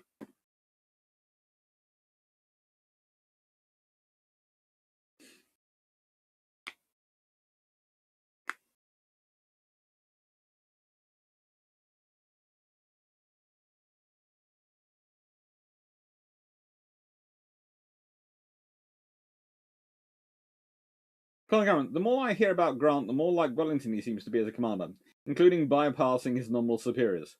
Yes. It was more often than he and Vision. It looks like Lew Wallace was running away before he even gets into the battle.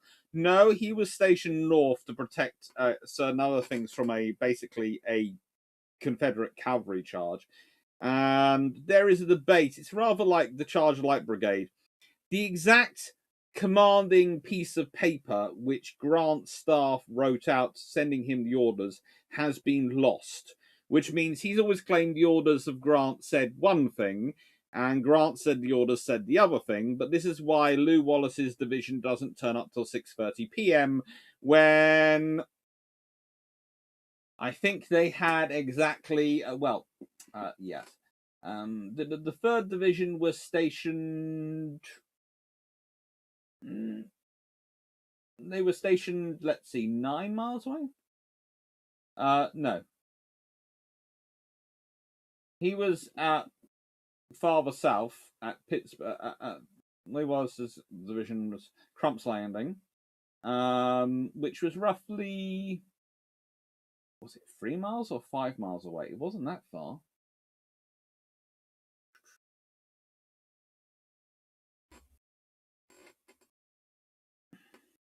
He ended up marching 14 miles, but that was because he marched one way, eventually got found by another staff officer from Grant sent to find him, and then returned his march and then marched back a different route.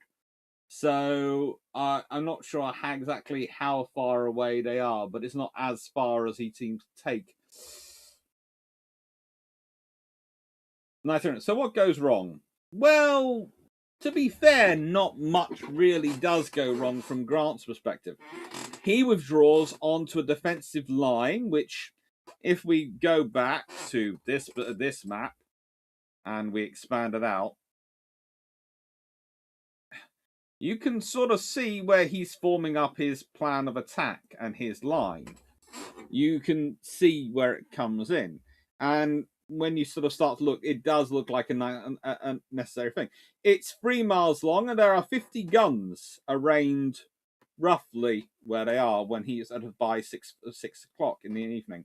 So basically, over 12 hours, they withdraw from these positions in a fighting withdrawal to this position. And at this position, he has Lexington, Tyler on the river to provide him with firepower. He has Nelson's troops able to come across the river into Pittsburgh Landing, and he has Lew Wallace's division, a third division of his command, come up behind him. And also, by this point, you have to remember Johnston is dead.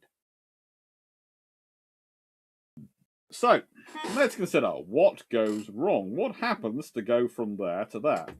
Well, let's start off with the day. So, the attack starts off at 6 a.m. It's supposed to, but actually the fighting starts earlier. The fighting starts because at around 3 a.m., this gentleman, a Harvard-educated civil engineer, former railroad executive, Colonel Everett Peabody, who is commander of 1st Brigade of from Prentice's division, and General Benjamin Prentice is in charge of, I think it's 6th Division. Yes, 6th Division, which has 2 brigades of Grant. So he's in the center. You can see him down here. Basically, gets antsy. He's been hearing movements. He's been hearing things going on. And he sends out a guy called Major Powell, I think it is. Yes, Powell. In charge of roughly 250 infantry to go and do a reconnaissance in force. They bump into, at 5:15 a.m., a Confederate outpost manned by the 3rd Mississippi Battalion. And they start a fight which lasts about an hour. And so messengers and the sounds of gunfire from that skirmish come to return to nearest Union troops, and they start alerting the troops, and basically the Union line starts waking up. So by the time the Confederates do attack, the Union line is all nice and alert and ready for things to rumble. However, remember, the Union doesn't have prepared defensive positions, and the Confederates are coming in hard.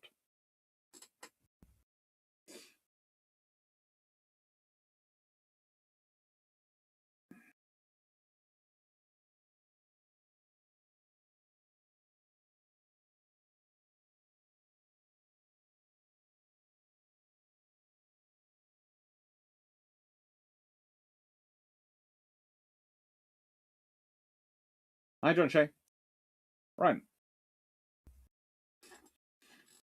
So, the fight is hard, and his units are starting to withdraw, but Grant never really seems to be too worried. He's got this idea in his head. And I think, again, this is going to sound strange, but the fact he has plans already and works out what he's going to do with his defensive line, the fact he get the artillery, this is one of the interesting things.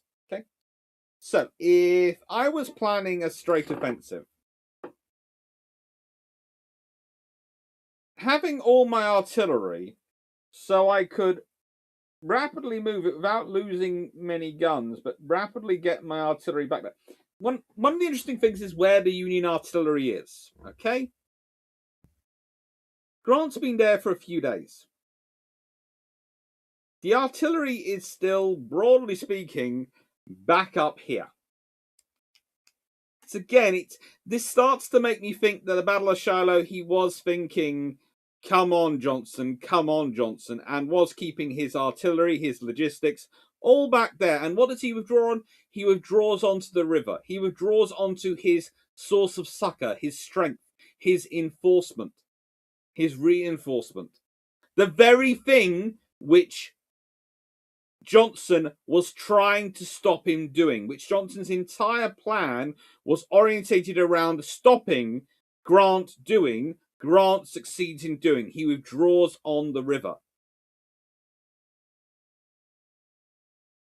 So he's had to withdraw. So he's lost. He doesn't want to lose any troops, but he's lost troops fighting withdrawal. But the Confederacies have suffered more, and they haven't got the supplies.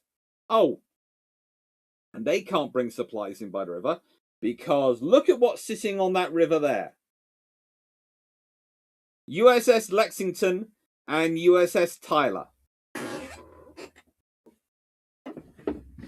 Yes, a USS Lexington is once again pulling the US Army out of the frying pan.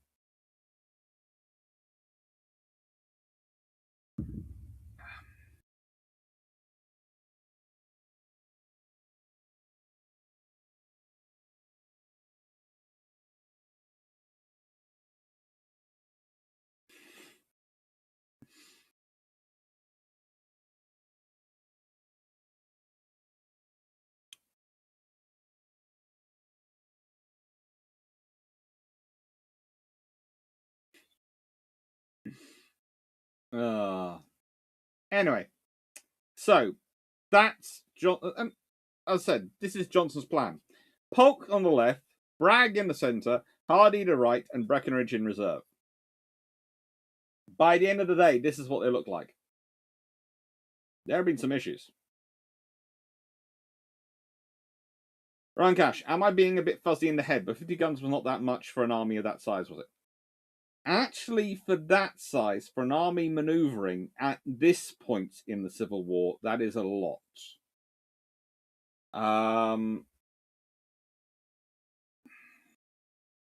One of the interesting things about the battle is actually that's not the first amount of artillery drawn up. There is another part of the battle where the Confederates draw up a huge battery of artillery. It's considered one of the largest batteries of artillery ever drawn up. So 50 guns is actually a lot of guns at this point.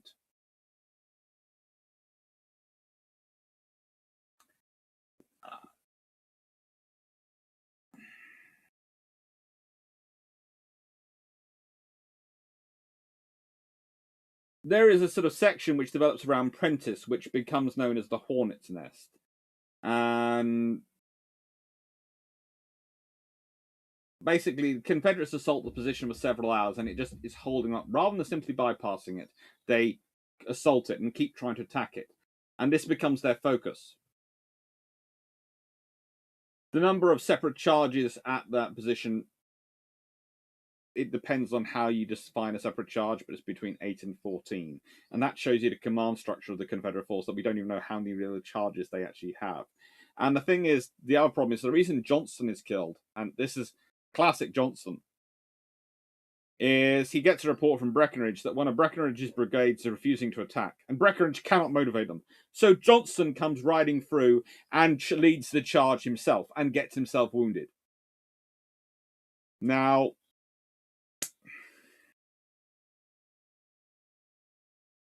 all for the heroism, the guy, but in the nicest way. And I know Union generals and other people will end up doing this, but this is... It's... If we use a Falklands example at the time, it's... I have great respect for Colonel H. Jones. He is a very brave officer. And I can see the logic behind his decision. But the whole point is, if as a CO, the only option you can see in a fight is to throw in your own command team and lead by yourself, things have gone wrong somewhere. Or you are missing something.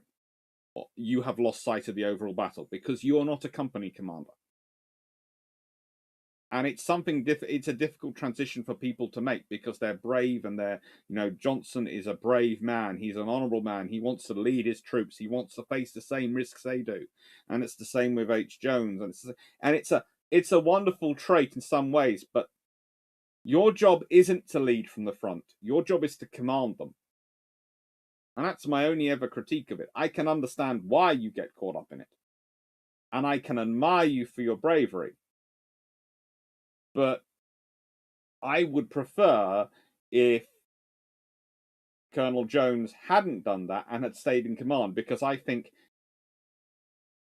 the parachute that that particular battalion would have benefited from his leadership through the rest of the campaign, and would have benefited from his command and his involvement from the rest of the campaign. And the same with Johnston. Johnston is a massive loss. Not just a massive loss, a massive loss to the Confederacy. Not just as a general in command, but as a rallying personality. Losing him causes a lot of problems for them in the Western states because he's a big personality who's known. It's like sort of having celebrity endorsements, and the celebrities didn't just died.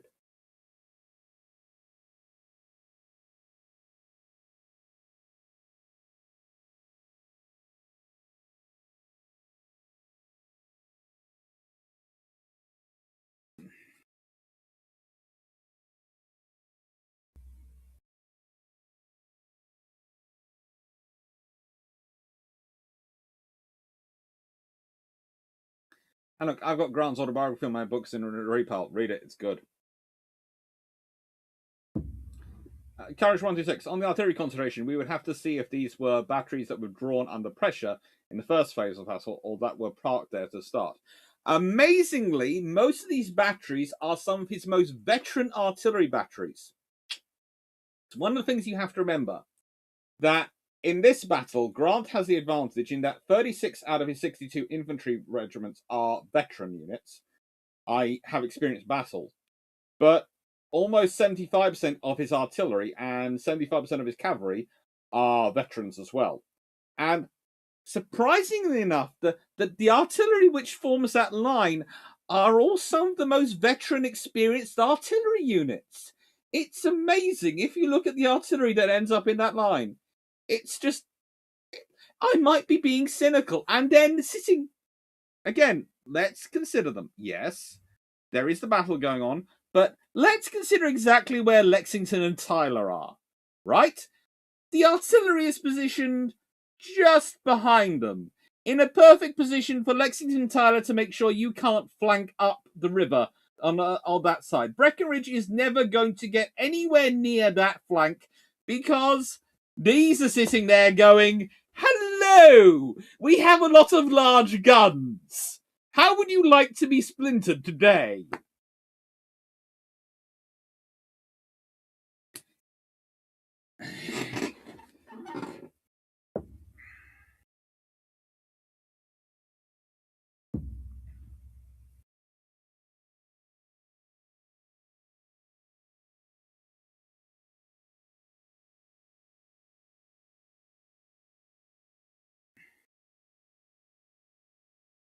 Polimus, very good point. Once beyond the rank of major, know your place in one war.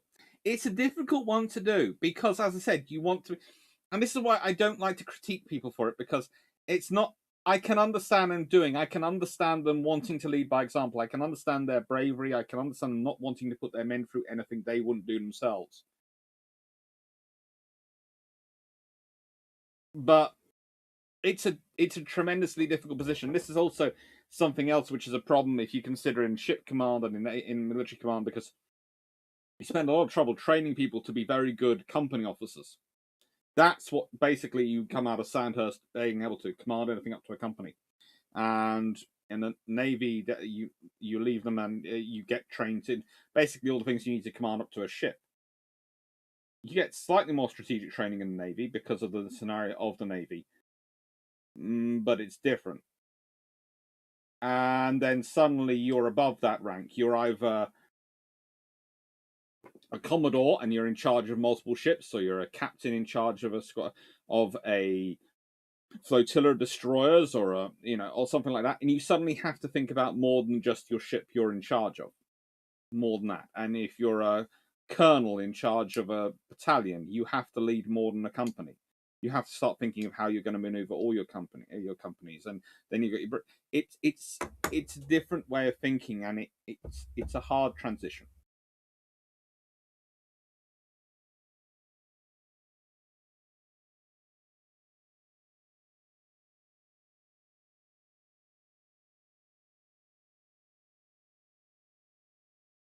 Mm-hmm. Graham Hammond, the loss of Johnson comparable to the loss of Jackson? Probably worse. And Johnson could have been saved if he'd had a tourniquet applied. Yeah, I have talked about that. Courage, I love the artillery answer. Yeah, it's a this whole artillery position is the entire thing which makes me think, okay, I don't think Grant was thinking this. I think Grant, and if we go back again, Grant says, but we'll be prepared should such a thing take place. So I think Grant's idea was to be offensive. I think that's why he's positioned the way he is, and he is thinking. But I think he does have a defensive plan in place, and I think that's it. I think it's you will if there's sufficient force to follow you back. Don't worry, the artillery, the ships, the supplies are all here. Fall back on here. We'll have a defensive line, and then they will be pounded off, and then I've got reinforcements coming in. Because that's the other thing. Grant knows he has reinforcements coming in. He doesn't have to hold on forever. He's got Wells troops coming in. He's got Lew Wallace, who's theoretically supposed to get there at some point. It's possible.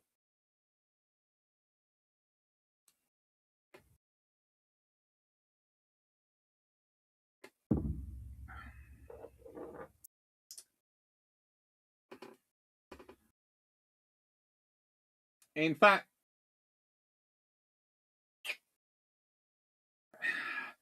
at one point, they actually this is the point. The Brigadier General Daniel Ruggles brings together pretty much of the Confederates. Pretty much brought almost all the artillery together that he could grab of the Confederate artillery, and this caused other trouble, together to attack the troops of Prentiss who are holding up the Hornet's Nest. Prentiss actually surrenders, and between 2,000 and 2,400 men are captured after defending the Hornet's Nest under the command of Prentiss. But they cost the Confederates Johnston, and B, whilst the Confederates have been putting 50 guns together to attack the Hornet's Nest and using all their artillery and all their infantry wearing out there, Grant has formed up their defensive line and is going, hello, you coming to fight me now? And this is basically the problem, because at Pittsburgh Landing, Hardee and Polk try against the Union right, and they slam into Sherman and McClellan, who basically do a fighting retreat, and that's what exposes the right flank of the Hornet's Nest. And Breckinridge decides to attack the extreme left of the Union line, But, well, how do I put this politely? He runs into these things called Lexington and Tyler, who go, "Hello, General Breckinridge. We like your troops. We have friendly ordnance for them." And that's what happens. This line that Grant's formed by 6 p.m. is roughly 3 miles long. Okay, it's a solid line. And the troops are well formed up. This is the other thing. At no point does Grant's army look like it's going to break. It is very well drilled and trained.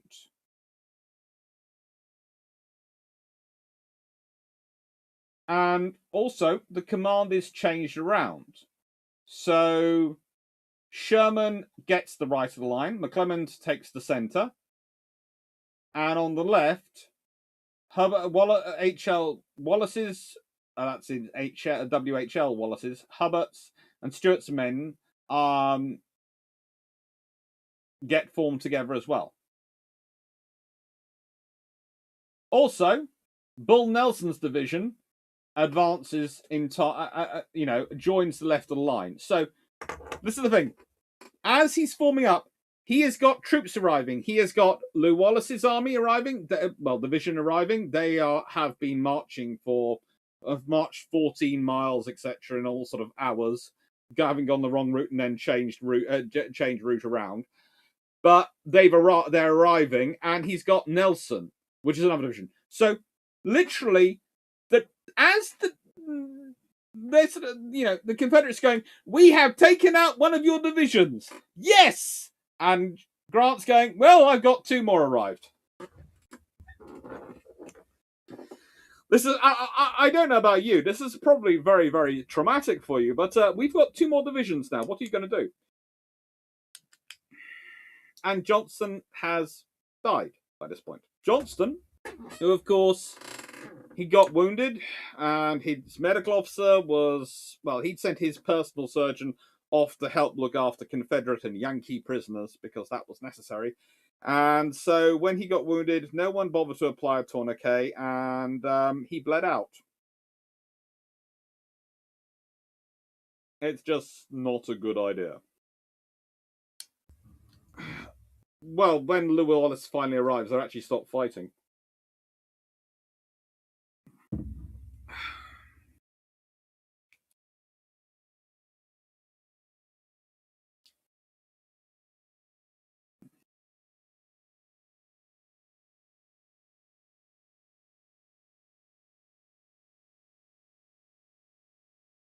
Sure enough. I should have known you would have known pretty much all the US naval history as well.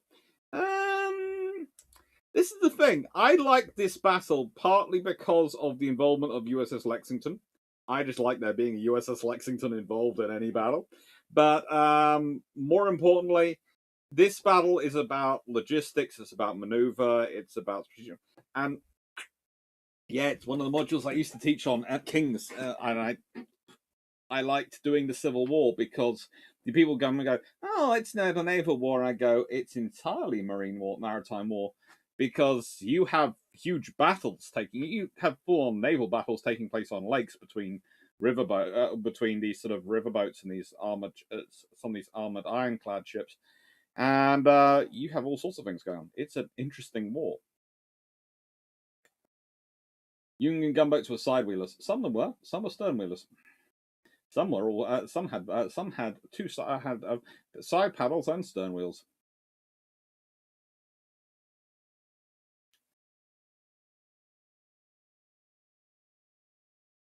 Georgia, the nearest dam to Shiloh on Tennessee River is at Florence.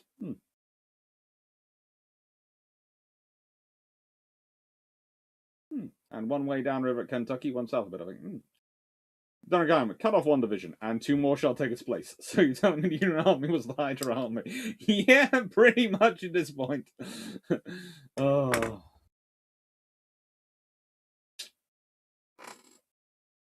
I don't know.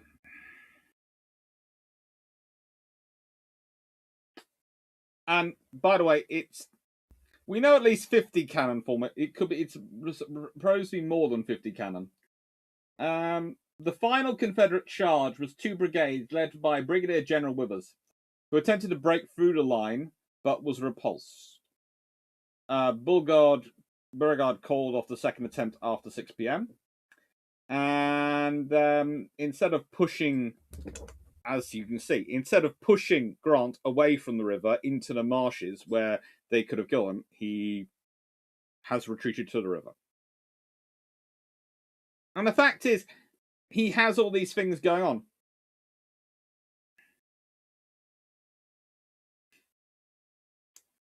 He has all this sort of operation going on. And it's almost like, again, he's discussed it with the generals beforehand. It's almost like his commanders know what to do because they are retreating towards a position.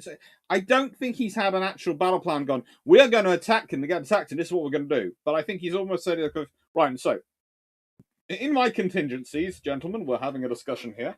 If we get attacked out of surprise, we'll be withdrawing on this position.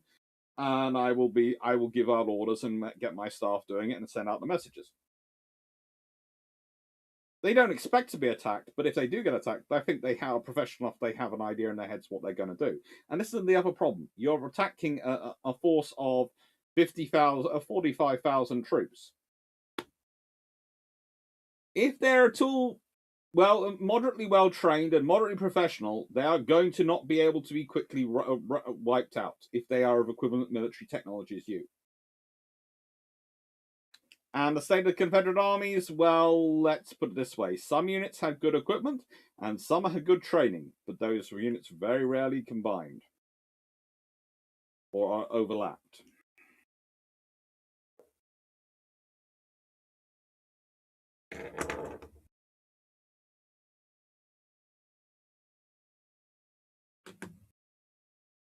Grant described in his experience of the night in his 1885 memoirs. And yeah, I'm going to describe this. During the night, rain fell in torrents and our troops were exposed to the storm without shelter. I made my headquarters under a tree a few hundred yards back from the riverbank. My ankle was so much swollen from the fall of my horse that Friday night preceding, the bruise was so painful that I could get no rest. The drenching rain would have precluded the possibility of sleep without this additional cause. Sometime after midnight, growing restive under the storm and continuous pain, I moved back to the log house under the bank. This had been taken as a hospital, and all night wounded men were brought in, their wounds dressed, a leg or arm amputated as the case might require, and everything being done to save life or alleviate suffering. The sight was more unendurable than encountering the enemy's fire, and I returned to my tree in the rain.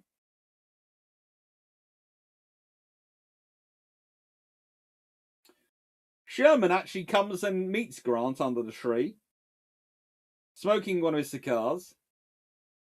And Sherman remarked, well, Grant, we've had a devil's own day, haven't we? Grant looked up. Yes. He replied, following puff. Yes. Lick him tomorrow, though. And that is exactly what happens. But please note, during the next day, Grant almost gets himself killed. Beauregard, in the meantime, while Grant is getting reinforcements on this, Beauregard is busily telegraphing to President Davis, announcing a complete victory. Beauregard is I don't know.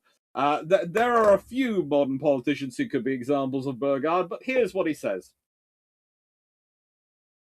He sends a telegram announcing to President Davis complete victory, and he later writes, I thought I had Grant just where I wanted him and could finish him up in the morning. Here is how you know that Johnston was a smart general and Beauregard doesn't know what he's talking about. Johnston didn't want Grant anywhere near that river because he could get reinforced and resupplied. Johnston would have told Beauregard, now is the time we withdraw because we've won a battle and they've had to withdraw from us. But if we stay tomorrow and fight another battle, we'll lose because we're down to X number of troops. They're getting reinforced. This is the reality.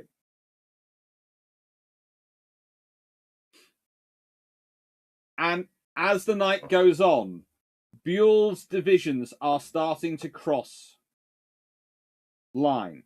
Beauregard disregards reports from Bedford Forest and bluster, as he considers it, from General Prentice that Grant will get reinforcements.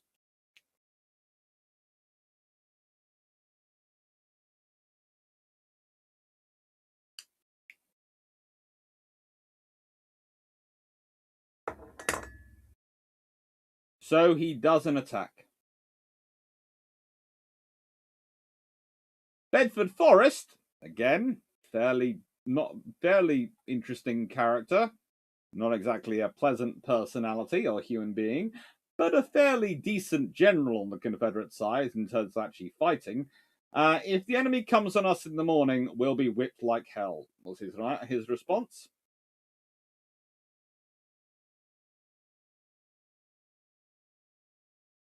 Grant had been reinforced by 20,800 troops. With the arrival of Wallace's 5,800 men and 15,000 from Wells' army. So, we can argue this, but here is the reality. Casualty-wise, the Army of Tennessee started out the battle with 44,898 troops. Sidney Johnson started the battle with 40,335. So roughly 5,000 less. And reality, to be honest, the Army of Tennessee probably had about that there anyway. Barring Lew Wallace's troops, which were further away. Grant lost roughly 13,000 troops. Most of them, 1,754 killed, 8,408 wounded, 2,885 captured missing. He was then reinforced by roughly 20,000 troops. So he loses 13,000 mostly in the first day of battle. He then goes up by 20,000. So he's actually finished the day. He's now 7,000 more troops than he's had when he started. So his army's back up to probably roughly 50,000 strong. Johnson's lost 1,700 killed, 8,000 wounded, about 1,000 captured and missing. Ouch. Reinforcements. Zill. Debate as to whether or not he hands up with 20 or 28,000 effectives in the following morning. The reason why Beauregard claims 20,000 and World claims 28,000 is because Beauregard isn't including the troops, which frankly he can't organize into anything effective in a fighting force because they have entirely lost the will to fight. So whilst they're technically not killed, wounded, or captured or missing, they are also still freaking useless as far as Beauregard's concerned. And Beauregard is really quite dense, so the fact he realizes they're not willing to fight means there's probably more who aren't willing to fight either. So this is what happens during the next day. Rangash, weren't some Union officers reporting Grant was drunk back to high command after the first day? No. Well, no. There was a known liar who tried to spread it round, and Halleck tried to investigate and push it. But as this is the quote I will give on that subject, and I've discussed it a few times.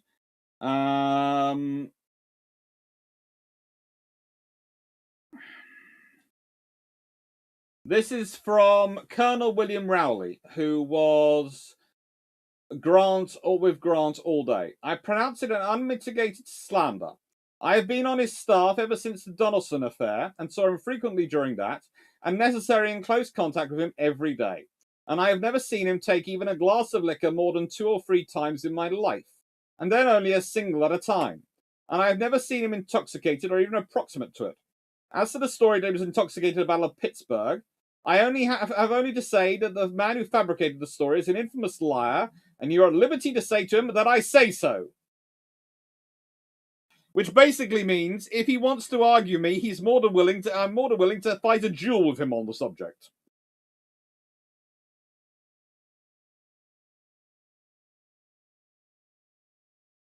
Grant wasn't drunk.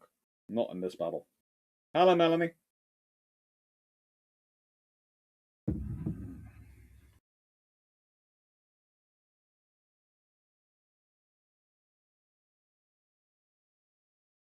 Mm-hmm.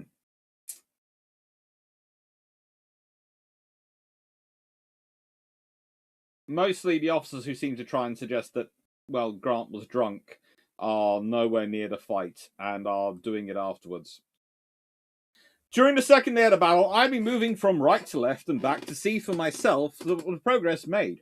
In the early part of the afternoon, while riding with Colonel Macpherson and Major Hawkins, then my chief commissary, we got beyond the left of our troops. We were moving along the northern edge of a clearing, very leisurely, toward the river above the landing. There did not appear to be an enemy to our right. Until suddenly a battery with musketry opened upon us from the edge of the woods on the other side of the clearing. The shells and balls whistled about our ears very fast for about a minute. I do not think it took us longer than that to get out of range and out of sight. In the sudden start we made, Major Hawkins lost his hat. He did not stop to pick it up. When we arrived at a perfectly safe position, we halted to take an account of damages. Macpherson's horse was panting as if ready to drop. On examination, it was found that a ball had struck him forward in the flank, just back of the saddle, and had gone entirely through. In a few minutes, the poor beast dropped dead. He had given no sign of injury until we came to a stop. A ball had struck the metal scabbard of my sword just below the hilt and broken it nearly off. Before the battle was over, it had broken off entirely. There were 3 of us. One had lost a horse, killed, one a hat, and one a sword scabbard. All were thankful that it was no worse. So yeah, even when you're not leading from the front and having to lead an attack because your subordinates aren't able to actually get your troops to follow their instructions, it's still a dangerous place to be on a battlefield for a general. Georgine, when asked about Grant's drinking by reporter, Lincoln is reported to say, if you find out what he drinks, let me know what it is so I can send a case to all my generals he fights. Yeah, that was Lincoln's view on the matter. So, since YouTube doesn't say anymore, how late am I? I started at 6, so about 2.25 hours ago.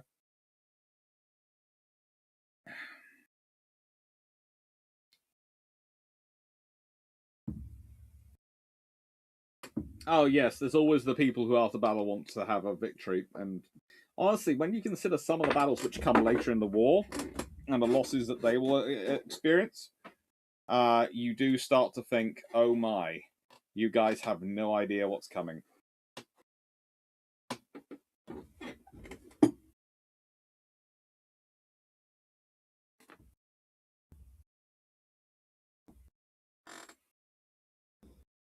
They don't. They have no idea what's coming. Not sure what happened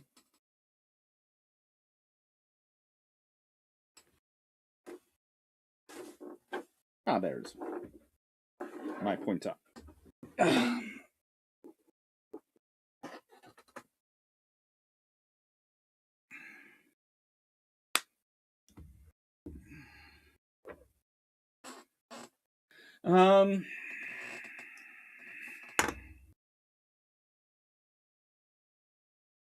One of my sisters pulled the power cable out of the laptop, so I had to restart, so I missed some of the live. Oh, I'm sorry to hear that.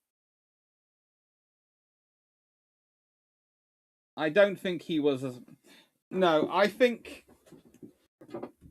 there is a part of me which thinks, how do I put this?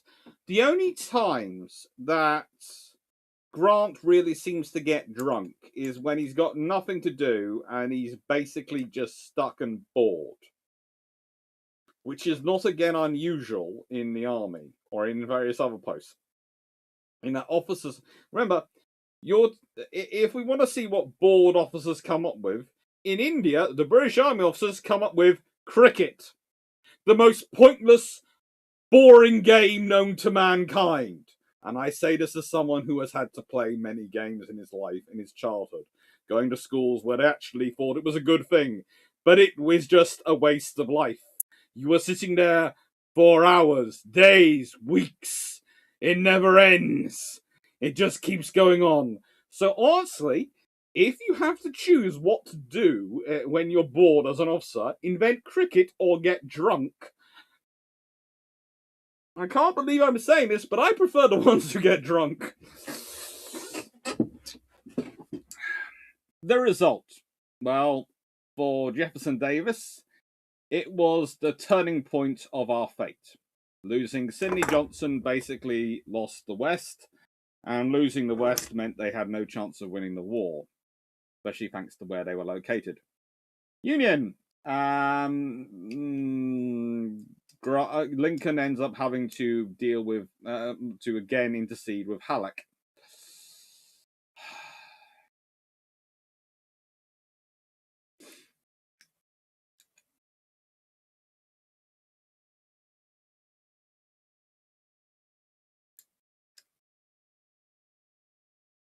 And also, you have to remember, this is going to sound strange. If you're drinking, and one of the things, again, associated, we can sort of consider someone a functioning alcoholic, but we often consider the alcohol we have today. If you're considering this period, if you have access to fresh water from a river, maybe that's sensible to drink, but probably safer for you to drink alcohol, because that's going to be purified and less likely to have weird stuff in it.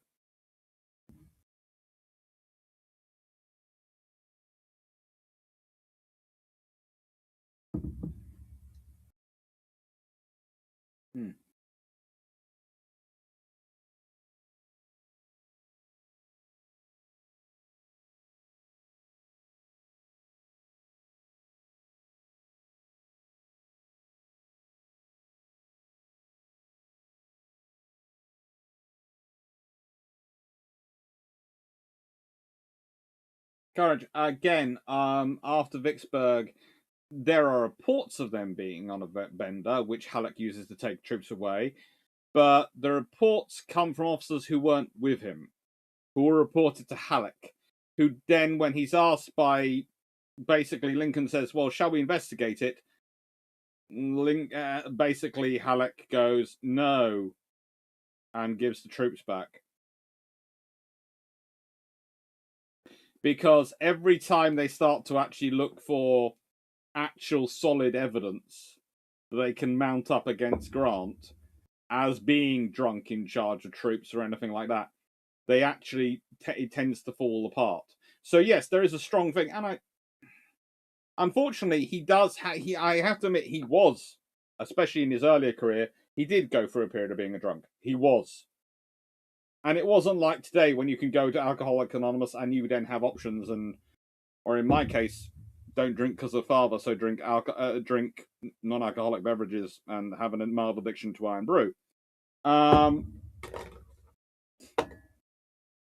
You still, as I said earlier, mentioning the water purity thing, you still have to drink some alcohol. So it's more difficult in that time. 1640. Cricket is not the most boring thing ever. Just remember, they were doing something more boring that caused them to invent it. Yeah. Doing nothing. But I honestly don't consider cricket to be that much better.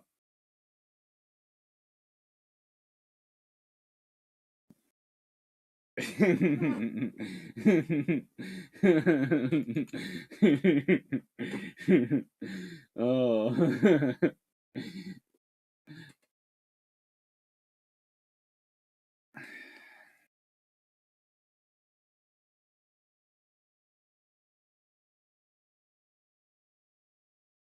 No. As said, Rowley is a good example. Colonel William Rowley is his aide. In fact, he is an officer with him the entirety of the way through the war. And as I just pointed out, I pronounce it an unmitigated slander. I have been on his staff ever since the Donelson affair, and saw him frequently during that, and necessary in close contact with him every day. I have never seen him take even a glass of liquor more than 2 or 3 times in my life, and then only a single at a time. And I have never seen him intoxicated or even approximate to it. As to the story that he was intoxicated at the Battle of Pittsburgh, I have only to say that the man who fabricated the story is an infamous liar, and you are at liberty to say to him that I say so. It's interesting to note there is this belief of officers who are never anywhere near Grant who believe this myth, and especially perpetrated by people like Halleck, etc., who don't like Grant and feel Grant overshadows them. And then there are the officers who are his actual aides and their reports and their actual histories. And they don't mention heavy drinking. They don't list it off as something he did. So this is the point. I think probably, yes, he did drink at some points. but I don't think he was a drunk while in charge of troops.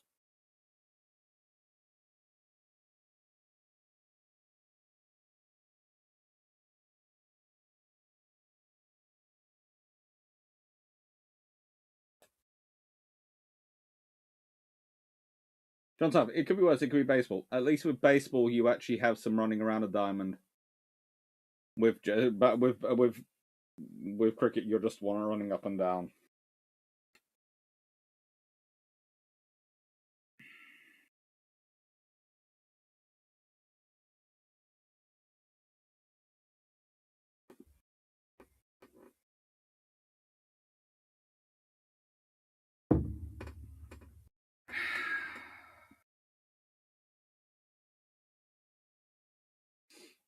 Mm.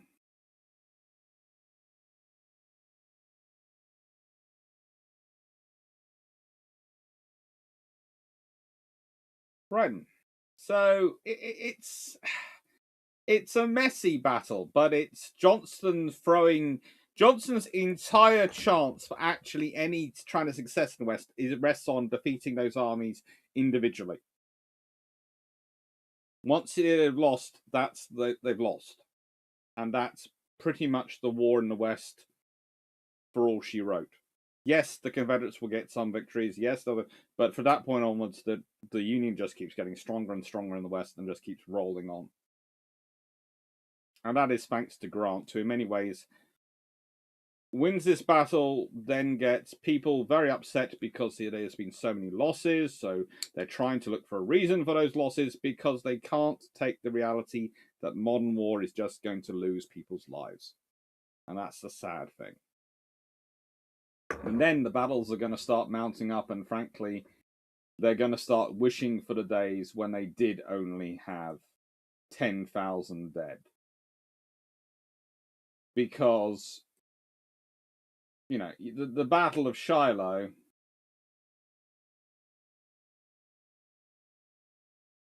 it's a tough battle. But then there are ones which come in which are far bigger. Far, far bigger. And far nastier. And you have the Vicksburg campaign, which, as I think I've discussed in the past, again leads to 10,000 deaths on the Union side, but leads to nearly 10,000 casualties on the Union side, nearly 40,000 casualties and on the Confederate side. And this is what the war gets to.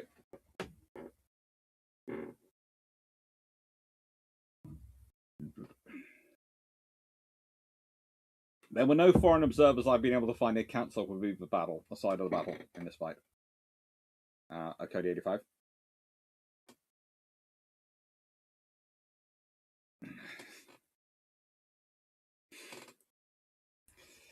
So,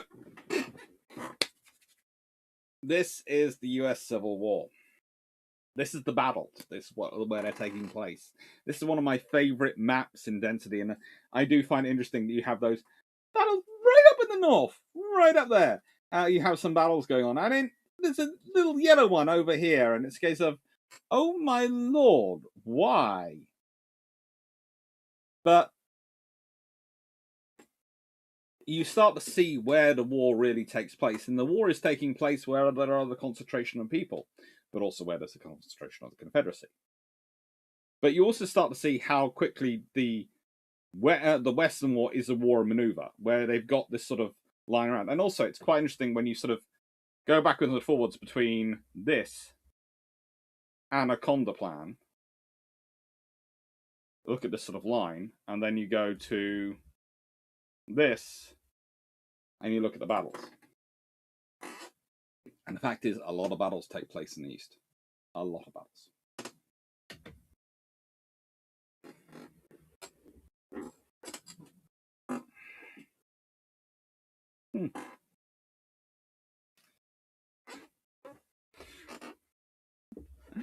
Oh. There were there any Western? Actually, I think there were. Some of the generals did manage to attract Western Western observers in the West, and European observers. They did. And so they did get them. So Don Buell is a good example. He does tend to get some observers coming forward. But especially as Grant and Sherman get more prominence, some Western observers turn up. But they don't really like them because they don't really like the sort of court. I like Cascadian.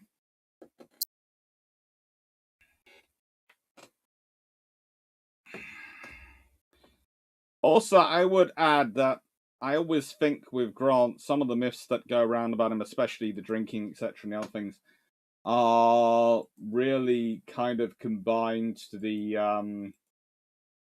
some of the stuff that come from the people who basically the glorious losses, etc. The glorious, we fought bravely and we still lost. Brigade from the south, and it's a case of no, you lost. You fought bravely, maybe, but you lost. You lost badly. You lost. This is the Western theatre of the American Civil War.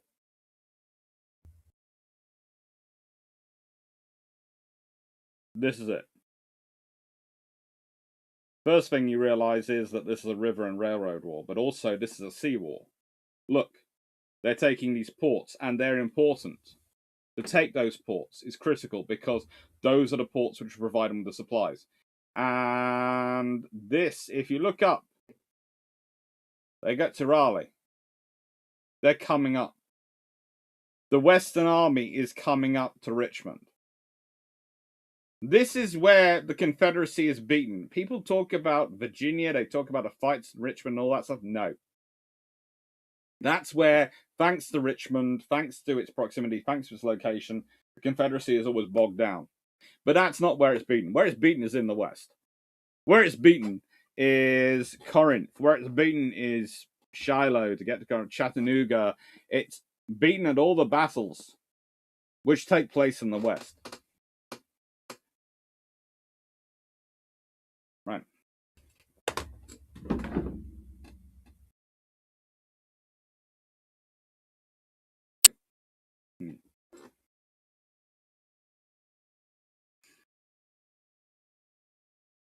Courage 126. The war did start at Fort Sumter in Charleston Harbor. Yes, it did. Always nice to know where it starts. If you go and have a look, you can find quite a lot of these maps. This is one of the things I love about teaching, and I often do teach when I'm teaching the US Civil War, is the maps. Back in a second. I just heard noise. Is it Foxy? As you all know, on Sunday, Foxy didn't show up, and I wanted to check on her because I hadn't seen her. Foxy?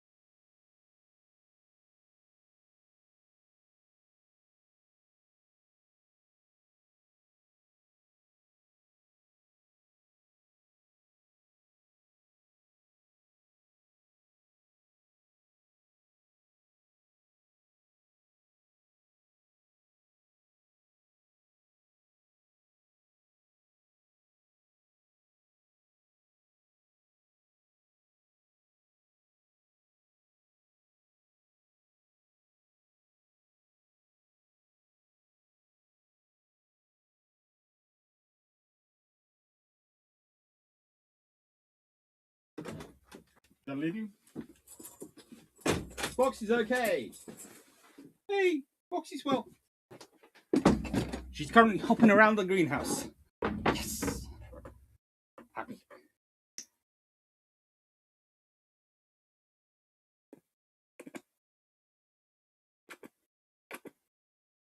Okay.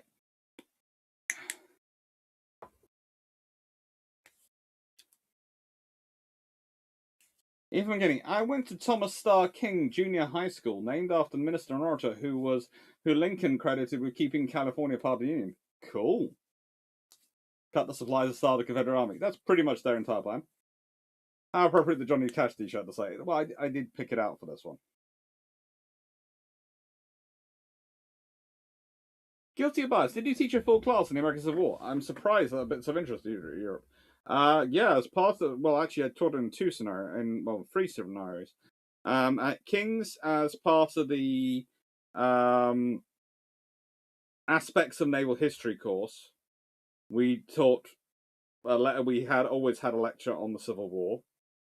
In a secondary school, which was doing that as their A-level module, I taught the American Civil War, the entirety of it, not just the maritime side, but the sort of thing of it, with doing all the voices in a highly sort of way, sort of trying in a sort of British sarcastic way, putting on voices and doing all those things and teaching the A-level students. That's 17 and 18-year-olds. And I've also taught it at other universities as well. There's sort of different aspects of it. I like teaching the American Civil War. It's one of those wars I like to teach. One of the old things which I do subscribe to is, if a university thing, I don't like to teach things in university. I don't teach modules which don't like to teach topics which are my research interests. Which will sound strange, but there is a reason for it. I'm too personally attached to the answers. So so it's a case of I think I'd still mark fairly, but rather than having the chance of undue bias enter my marking, I prefer to teach on things which are areas of interest that I really find interesting and I want to talk about, and I like to teach students about, but aren't my areas of personal research. So it's rare I will teach on the module which discusses aircraft carriers. I'll give a lecture on the aircraft carriers, but I won't be one of the people marking the papers or something like that. It's the same when it comes to ship design. I'll give you the history of ship design and happily talk it through, but I won't mark the papers. And I do so with Civil War. I will teach the U.S. Civil War and I will mark it quite happily. I will teach World War One and mark it quite happily because I don't tend to do much research publication on World War One, and it's sort of. But whereas World War Two, I do a lot more of, and the interwar period I do a lot of, so I tend to be more cautious. And you think these things through.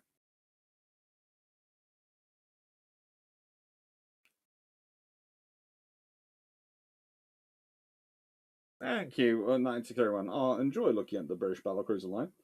John South, while I've always been impressed by Grant, I've always thought that the general who truly understood strategic move in the 1860s was von Moltke. He certainly had good ideas for it, but I'd say Grant had more practice at doing it on a slightly larger scale.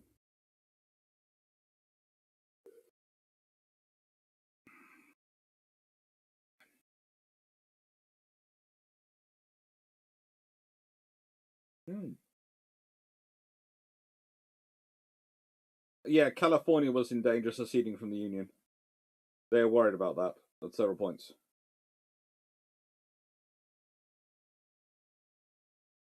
No. For aspects of naval history, it was a 2-hour lecture on the U.S. Civil War. Was part of that was 2-hour lecture, and I think we ran about 4 or 5 2-hour seminars for different seminar groups.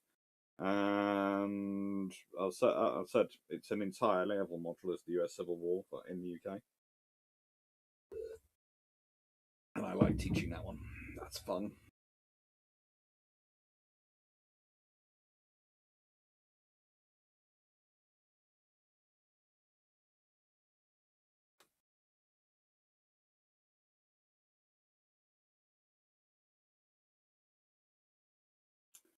Yeah, I get in trouble with the Civil War because one of the books I like, one of the series I like to recommend is not considered really the best series at the moment, but I like the Bruce Catton series, and I have the entire trilogy. Mainly because I like these because, okay, yes, some of the analysis is considered out of date, and some of the arguments are considered out of date. But the thing is, the free books that Catton's put up are combine three things which make them very useful for me when teaching students of any level. They are eminently readable. They go through everything. So whilst, yes, we might not agree with Catton's analysis, he covers everything in such detail and in such depth, in sufficient enough introductory depth to introduction to media depth to give you a good idea, that it really is a good series to provide a scaffolding to build things around. Now, I have lots of other books on the Civil War, and I do enjoy reading them, but that series of three, which I have all three of it, in that one there, there's one there. Where's the other one? Other one's back there. Are a really good series to have.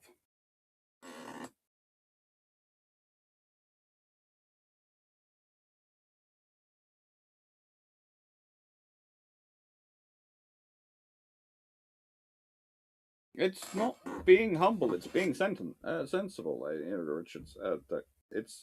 It's a case of I know where my strengths are, and I know what areas I'm really passionate about. And my view is I always respect the students too much. I think I don't think I would, as said, but I don't see the point of running the risk if I don't have to. And I personally get very worried. The thing that always worries me most is when a lecturer writes a module which is entirely based around their research efforts and all their research focus. And so basically what they want to do is turn all the students into mini dems. And you can avoid that. There are people are skilled enough to do so, and there are many who don't set out to do that and don't do that. But I do what I know enough who do that I sort of go, So, for example, if I was going to teach a module on the 1920s and 30s, if I was structuring a module around that period, I would quite happily do that. But I would make it broad enough that it wasn't just my research focus. It would be a case of naval diplomacy in the 1920s and 30s, and it would look at the various examples of how the South Americans did it. The British would be part of it. I couldn't avoid the British being part of it, but they would be one question in one of the coursework options and one of the exam options, rather than being the whole thing being on the British naval diplomacy in the 1920s and 30s. Jim's autobiography is good, so is Grant's, and who else is good? There's a few good autobiographies from the Civil War.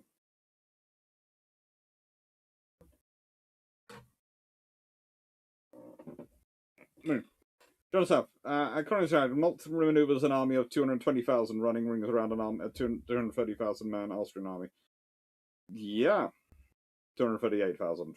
Yeah, I do agree. He does a very good job. It's just, this is going to sound strange, but Grant has to do it more often, and with a lot more weirdness going on in terms of politics than Molt has to deal with, which is why I sort of rate Grant a little bit higher.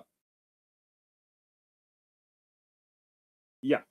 Again, also, if I was doing a sort of if I was doing something about I was doing a sort of a module on combatants in World War II, I would probably divide it into a heavy combatants module, the role and the role, duties, values of heavy combatants in World War II, and the role, duties, and heavy and role, duties, and role, duties, and procurement of minor combatants in World War II, i.e., destroyers and below and cruisers and above.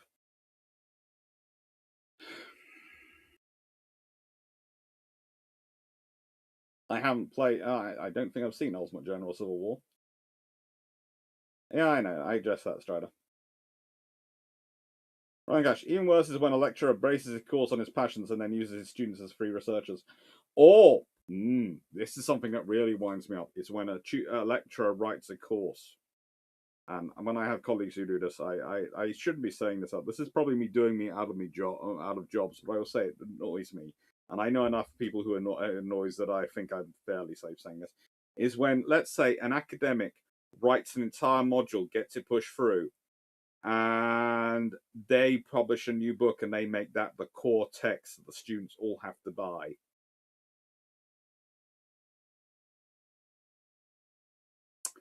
Yeah. Yeah, you can make the case, oh, I know this book's good because I wrote it myself, but yeah, really? Really? That's what you're doing? Really?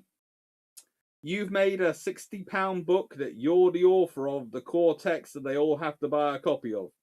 Really? And the library has to buy a set number of copies of. Really? Yes? Really?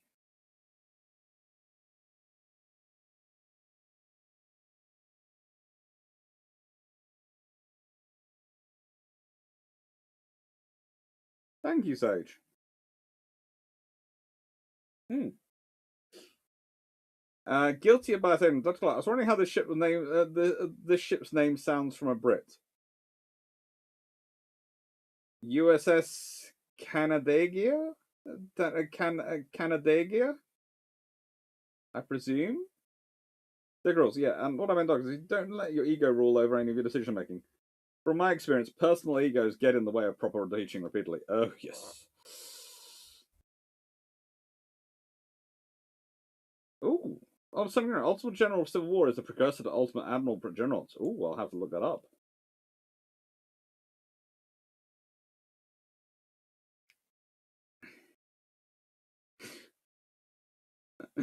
Seneca, 60 quid? Well, it's 450 quid dollars more likely. In the UK, there's an informal rule which it isn't written down, but it's if the core text is more than 60 quid, then there is going to be a serious in in in the offices of the lecturers.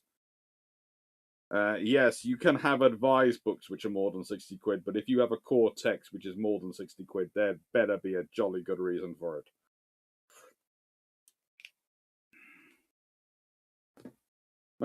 Well, here's how you do it. You get your friends who are in teaching positions to do those modules and push them through while you do modules for your friends' books. Yeah, again, I know what happens. Ugh.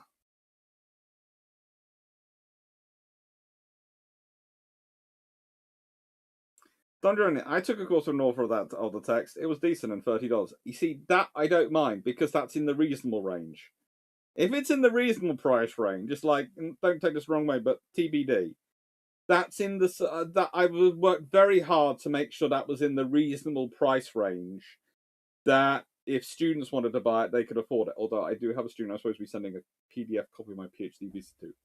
I forgot to send it so far today. I will get it done. I will do it. I will do it. I do promise. Apologize.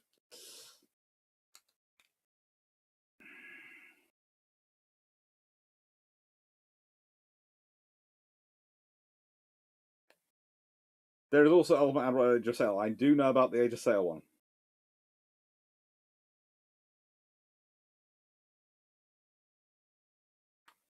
Oh, and they're called. You're too slow to get the library and all the copies of them. Yeah, I've seen that as well happen. Or if you're like me and you like to read a book about, you need to with my particular version, dyslexia. If I read a book once, it's no help. If I read it twice, it's good. 3 times, I pretty much remember the entire book almost verbatim, not sort of word for word, but in content verbatim. If I read it more than that, 4, 5, 6 times, I will almost start remembering it verbatim, and the whole book. I just have one of those memories. That's the way it works for me.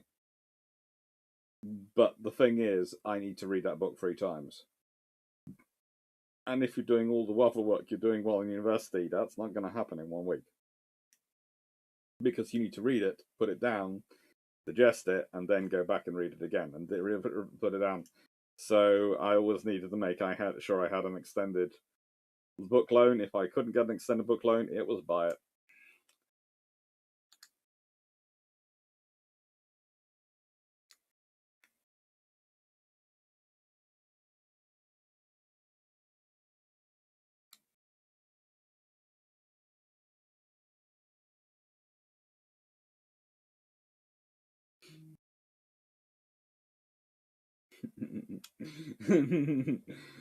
Shumack, I want to take an entire course from you just to write the paper on why Chatfield was the greatest animal ever for you to degrade.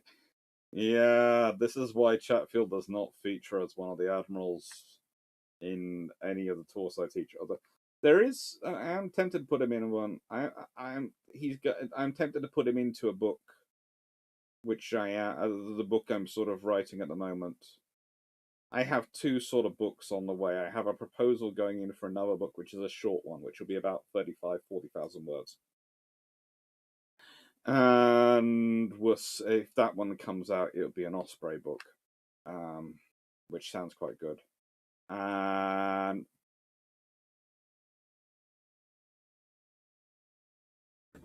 excuse me, I can hear someone shouting at a blasted in my mother's voice. Hello? What's that?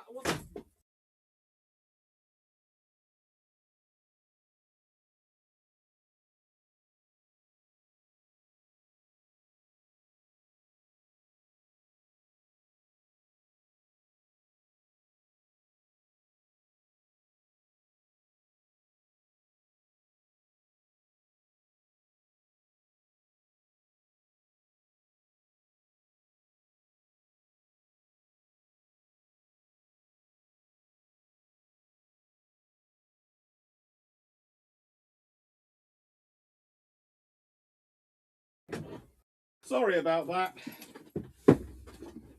I have a friend though. Not a foxy friend. But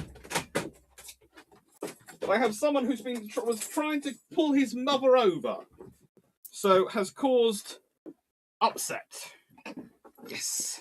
You were trying to pull mummy over, weren't you? Yes, you were. You were. You were trying to pull mummy over. Hello, everyone. You wiggly bum. Hello. Right then. Ooh, right. Don't know. We did get an article on how to read books. One of the us was to read it 3 times. Oh, that's a good one. Hello.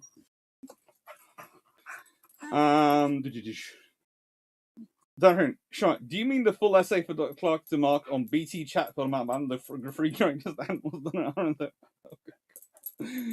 All right. So, as I've now got a mighty Fluff, or as we all know him, the trainee assistant, Fluffy research assistant, who is still in training, definitely. Yes, still in training. He is very much in beast mode. He's trying to pull his mummy over. He's probably not happy because his back garden is currently not viable for little Fluffs to go to because the other one hasn't been well in it. I said wiggly bum. Yes, because he was wiggling about. Right, so any questions? For me or for the Tafra?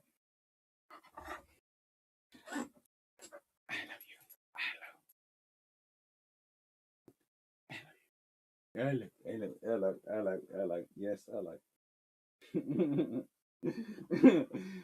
Need some more work on a don't pull. Yes, you do need some more work on a don't pull mummy over course. The trouble is, you're used to going for walks with your papa. Who, let's be honest, you can't really pull me over. You try. Yes, you try. But you don't.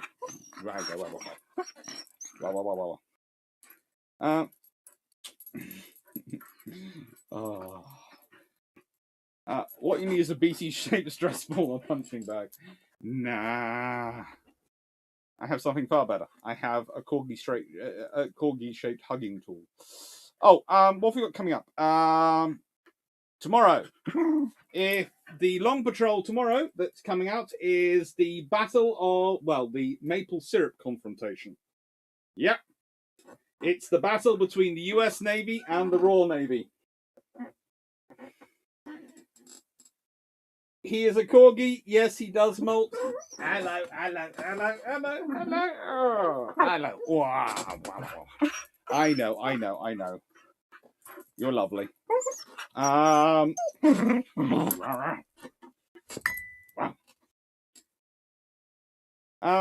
Nigeria, what sort of ships were 5.5-inch guns supposed to be intended to use again?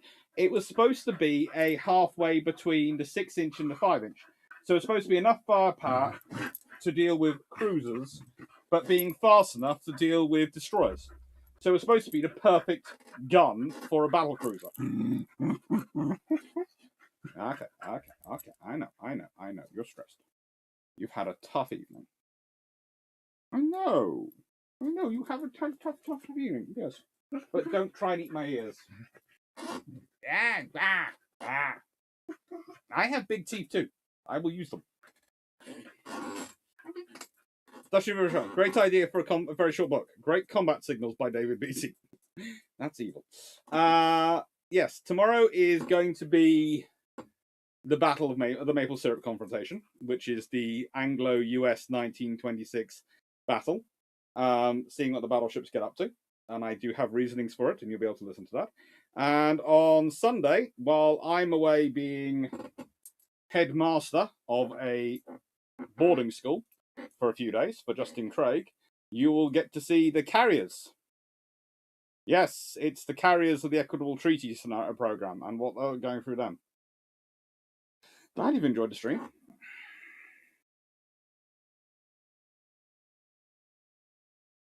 Charlotte Mac, if you think that Grant's plan in the event of the attack was to fall back on Pittsburgh Landing, why didn't he state such in his account of the battle? Because I don't think it's his battle plan. It's going to sound strange. I think he has it in his mind as the option if he gets attacked. But I don't think it's his plan of operations. His plan is to go offensive. His plan is to attack the enemy. It's just he has a fallback option in his head. So it's not his battle plan, it's his contingency. So he wouldn't consider it a plan, as in a plan he has for actually fighting a battle. It's his contingency should this occur.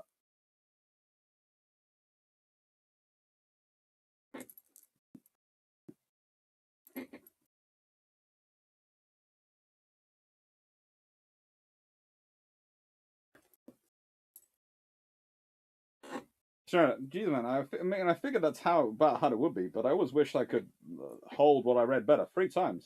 Yeah, basically, you read a book, take 2 days, read it all the way through again, take another couple of days, and then read it through again, and that usually will help.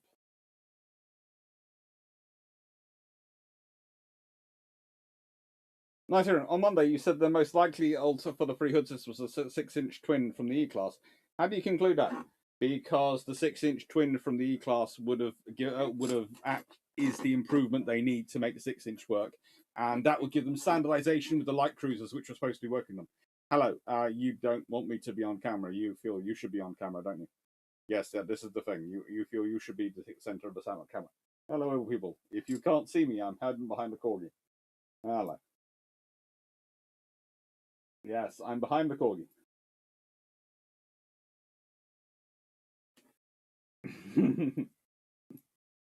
Look. Yes. There's Richard. Here we see a young corgi trying to impress his alpha in order to rank higher in the pack. You already rank very highly in the pack. As far as I'm concerned, you're well ahead of the fish. Yes, you boy.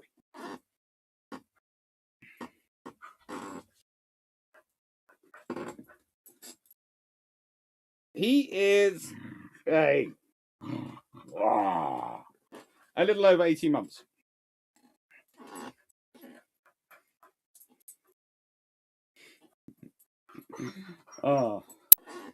Nice hearing. What would Samuel Hood think of the battlecruiser Hood? More guns. This is Hood after all. This is Samuel Hood we're talking about after all. What? More guns is definitely his plan. Hello, you're cute. You are cute. Hello. Right. Thank you, everyone. I'm going to say good night now. Thank you for watching. I hope you've enjoyed. Sorry about the little interruptions towards the end. But as I said, I can report Foxy is back. And Tuesday's the Leipzigs. And there could be another video appear during the sort of the period. Because if I get, in the nicest way, if I get time in the middle of the night one night while I'm looking after several hundred teenagers, or well, not several hundred teenagers overnight. It's only about 40 staying overnight. I might, well, as I doubt I'll be sleeping much, because one doesn't sleep much on these courses. If you're me, if you're the course director, I might record some extra long patrols which get turn up next week. Anyway.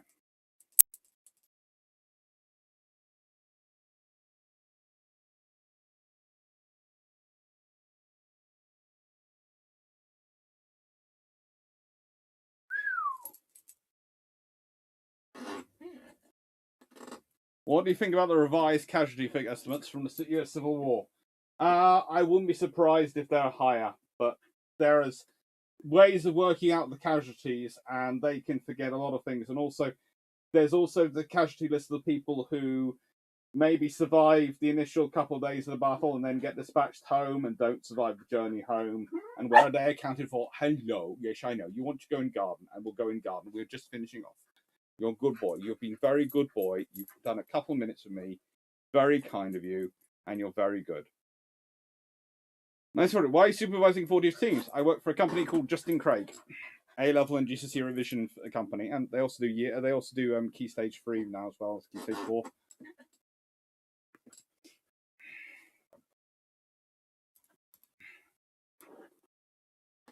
Yeah, sorry, Matt. Can't wait for the French cruiser with 1 inch of belt armor. Yeah, the sarcasm is going to be strong in that one. Hello. Oh. Cute. Right. Thank you very much, Sharon. Take care. Have fun. And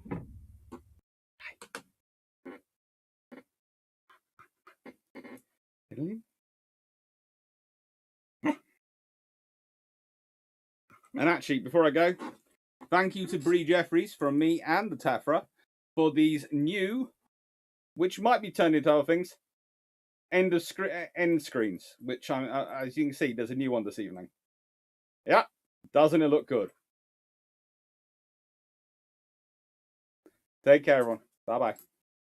You going to say bye-bye? Or are you going to try and eat your papa's ears again? You're going to try and eat your papa's ears again? Or are you after you after the biscuit pile behind me? You are not. You're turning into a tumble of legs like bro, aren't you? Yes, you are. Yes, you are. 10 minutes. Right, take care, Aaron. Thank you very much, and have fun. Whoa. Yeah, I can make rough noise just as much. Take care.